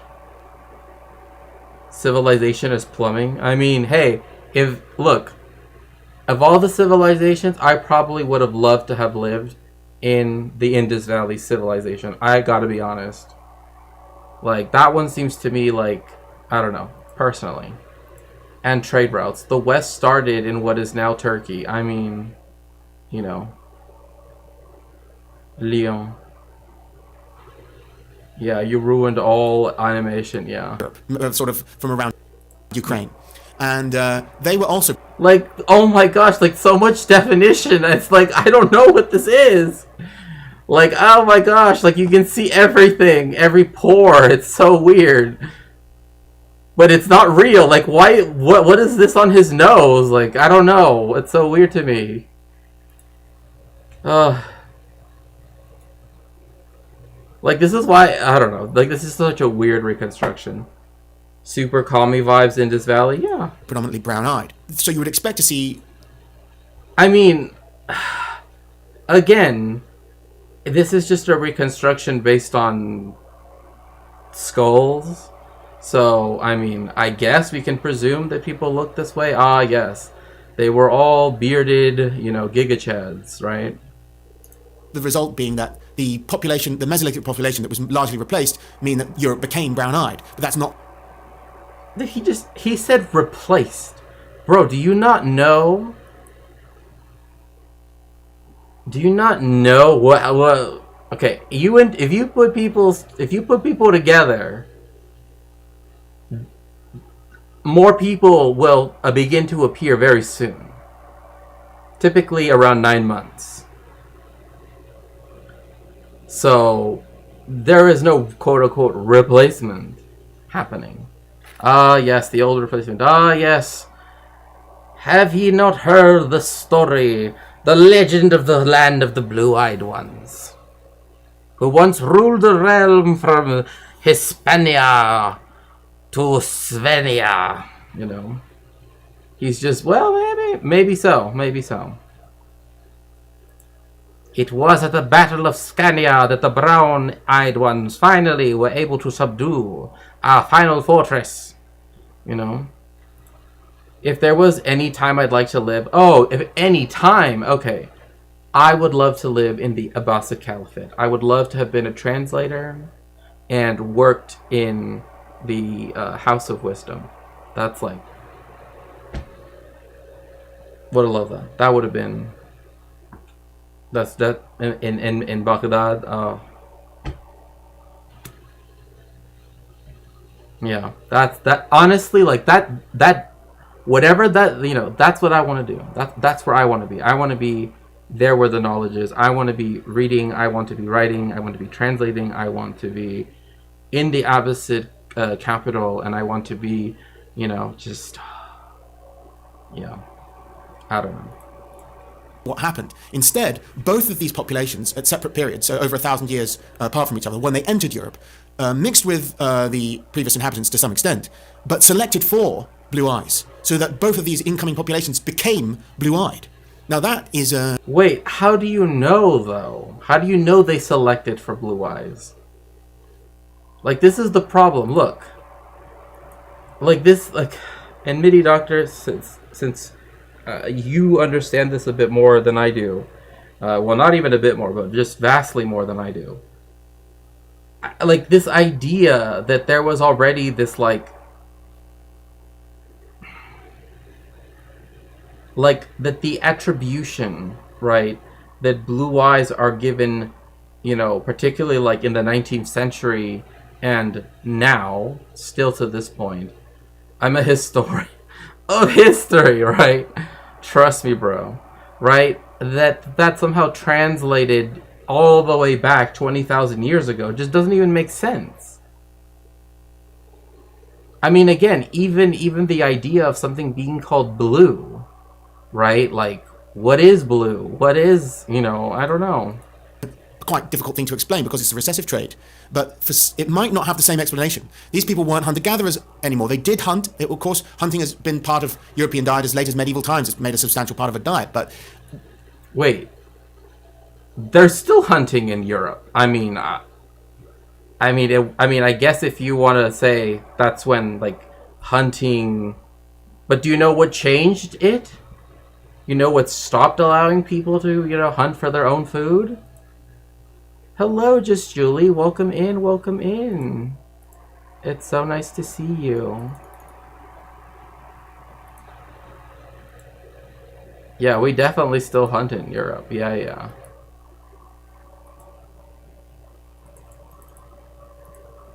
I'll be buying gay meat from the city. Yeah, exactly. Like, I don't know what he's... Selection for blue eyes seems... Yeah. You can't live in Northwest Europe without blue eyes. Again. Oh wow, 1650 euro per kilo for kitchen ready wild boar. 1650 euro per kilo for venison. Interesting. At this stage, they've got farming, different types of agriculture and pastoralism, so they don't depend on very strongly for like selection pressures, environmental selection pressures for being able to hunt in low light. There's just not that kind of selection pressure there. I mean, again, this is presuming that it's all low light. This is all low light. Oh, it's low light. It's low light. It's low light. But you just said earlier that it... Oh my gosh. And yet, these two populations both became more blue-eyed over time during the Bronze Age and the Neolithic. Now, that's quite strange, isn't it? This is in sharp contrast. So what? So I mean, okay, like, what is the point though? Like, oh, that's strange. Why that doesn't warrant this dumb speculation. I have to be honest. It's just like that's cheaper than almost all industrially produced beef. Well, I mean, look, let me tell you, Cat Pig, it is definitely cheaper than anything kosher, because you can look up kosher prices Trust me, it's a lot more. Like, ground beef that's kosher, it's like double the price of whatever is non-kosher. Yes, hello, Just Julie on the YouTube side. To what we see in modern history, with European populations with certain amounts of blue eyes, such as people from Britain and Scandinavia, moving into non-European parts of the world, such as North America and South Africa. Oh, oh, you just hurt a lot of, certain people's you just broke certain people's hearts right now, bro. There are some people that they definitely, well, I mean, like in Berlin or again, Jewish people tend to still live in cities, in bigger cities. So, sounds a lot like vampires. Yeah, like this is just getting very, like, it's funny because they're saying non-European places. Okay, well, if they're non-European, then doesn't that mean that the non-Europeans should, I don't know, Now, the white populations of North America and South Africa have been getting progressively less blue-eyed and more brown-eyed over time. Oh, no. Bruh. Why, of all places, did you have to America and South Africa? I mean, another thing, too, is whatever white is again, is the category that has never been...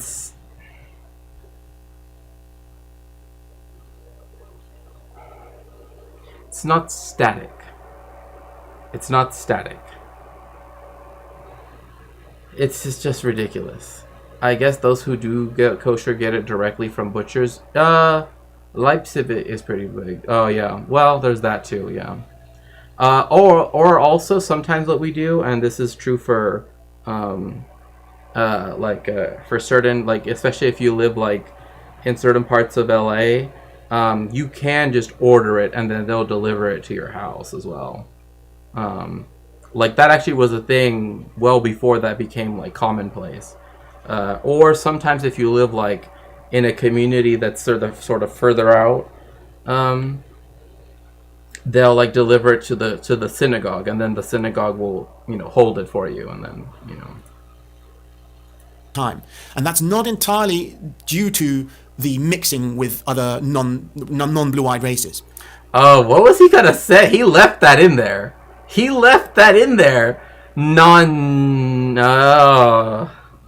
were gonna say something. Mr. Oh gosh. Like, there is a kosher store here that is open 2 days a week for 1 hour each. Oh, well. Well, that might be one reason why. Like, oh, it's just for pickup of stuff that you ordered. Because it's the case with the white populations I'm talking about. So why is it that in the modern period, blue-eyed populations leaving Europe tend to become less blue-eyed, whereas in the prehistoric period, brown-eyed populations entering Europe became more blue-eyed? It certainly isn't the case that you would expect brown-eyed populations moving into Europe now to become blue-eyed. There is... Oh, no.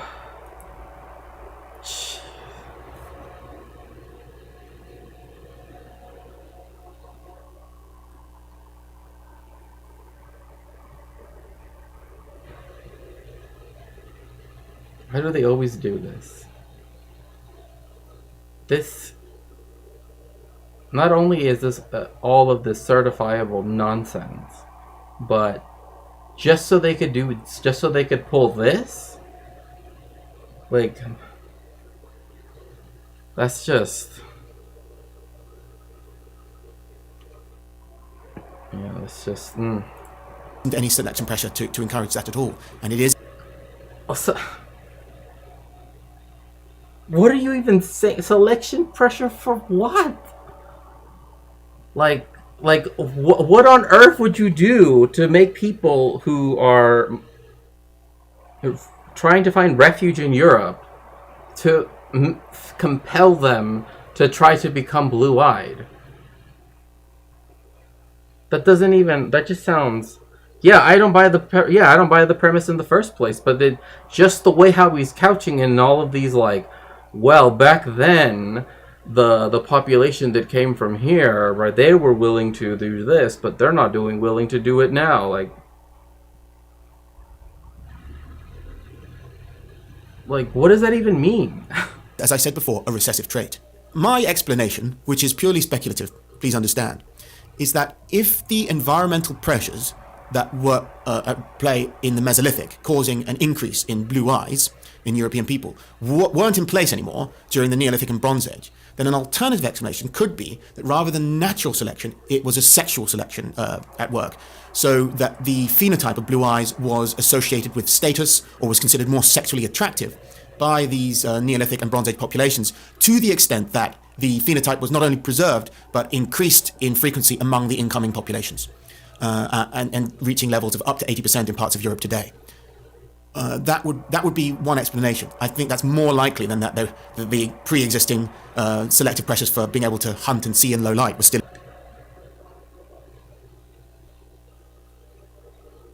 What? Bro, like, somehow you managed to bring, like, let's talk about demographics and fertility rates, into this. Like, my goodness gracious. Selective evolution is a two-way street. If brown eyes are bad, they have to be so bad you die before you... Yeah, it just makes no sense. It just, like... these type of arguments, I just can't... I just, like, don't even, like... Whatever the selective pressure was in the at the end of the Ice Age, right? The fact that it isn't in place now...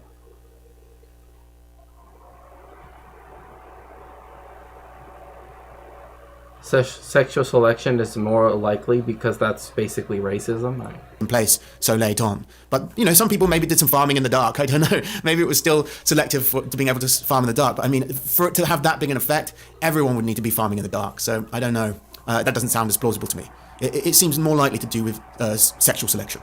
And there are plenty of people today who find blue eyes very attractive. Please be aware, this is just an educated guess. And also, the new preprint for the paper from Liverpool that I've mentioned only had a study size of 40 people, which isn't very big, and this is just a preprint, so it hasn't gone through peer review yet. But I think it's very interesting, and it's the most plausible explanation so far for the emergence of this trait in Europeans. It is?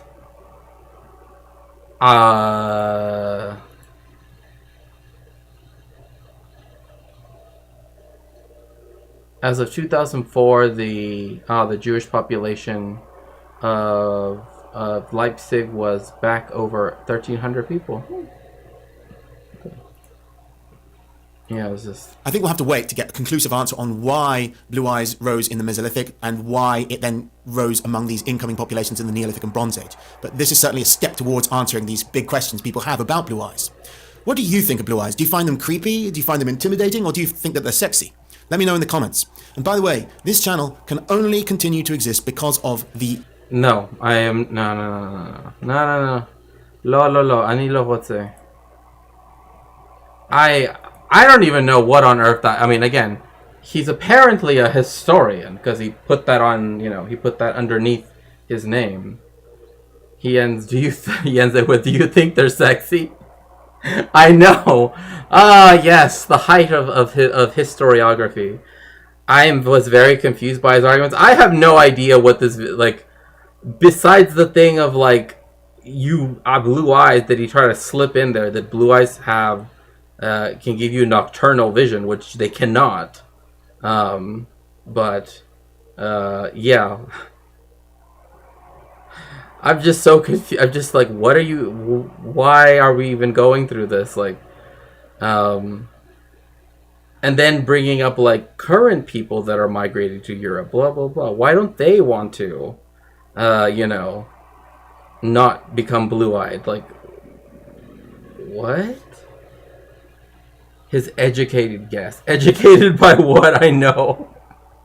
Are those the only two options? It seems like. I mean, it doesn't make any sense to argue. I mean, like, again, it's this idea that, whatever value that is given to them either in the past or now or whenever, right, is the same, right? Or in his view, right, that like the imperative to have them was higher in the past but is not in the present, when again, like, that's just, I mean, again,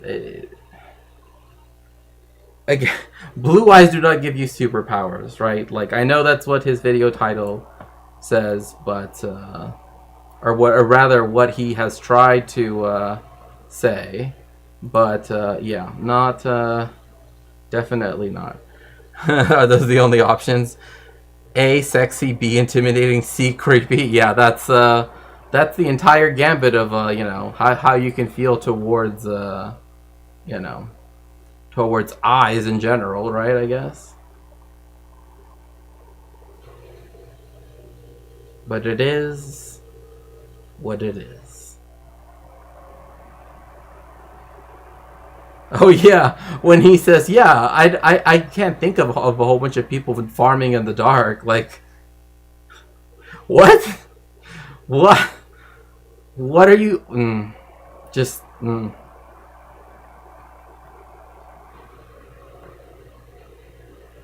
No, just no. Not every trait is advantageous. Some just are just not deleterious enough to be selected against, so they stick around for no reason. They just exist. Exactly. Like, I mean, there's just so many things that it's like it just exists. It just is. It just is. And why can't we just be happy that it just is? It just is.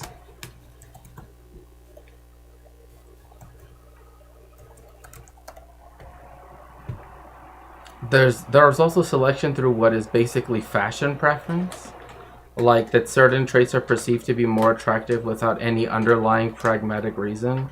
I mean,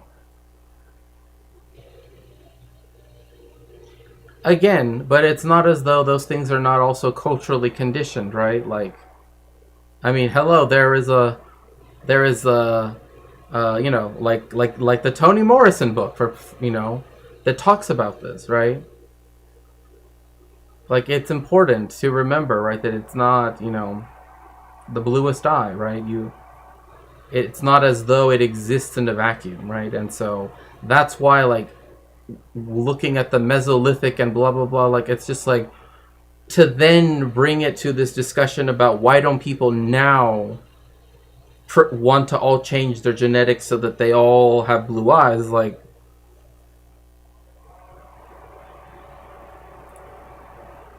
I think it was trying to tie in sexual selection, but eye color isn't a strong enough candidate for that, but that's my opinion. I think that in case of eye color and human trait, it's cultural conditioning as opposed to... yeah, it was just so... Like, I'm just like, you know, like...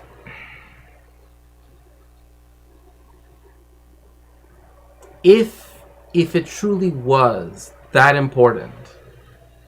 I don't know, it just seems to me a little bit too far-fetched, mainly because just everything that he showed was just like, I don't even know, like, just, I don't even know. So anyway, if everyone could please get into the machine, because we are going to raid Homozygote. Make sure to tell him hello, and thank you so much again, Miss Frizzle. I hope to see you soon. Hello, Riot. So I will see you all later. Have a good rest of your night, day, evening, whatever it might be. Thank you all for joining me. I appreciate it. Until next time.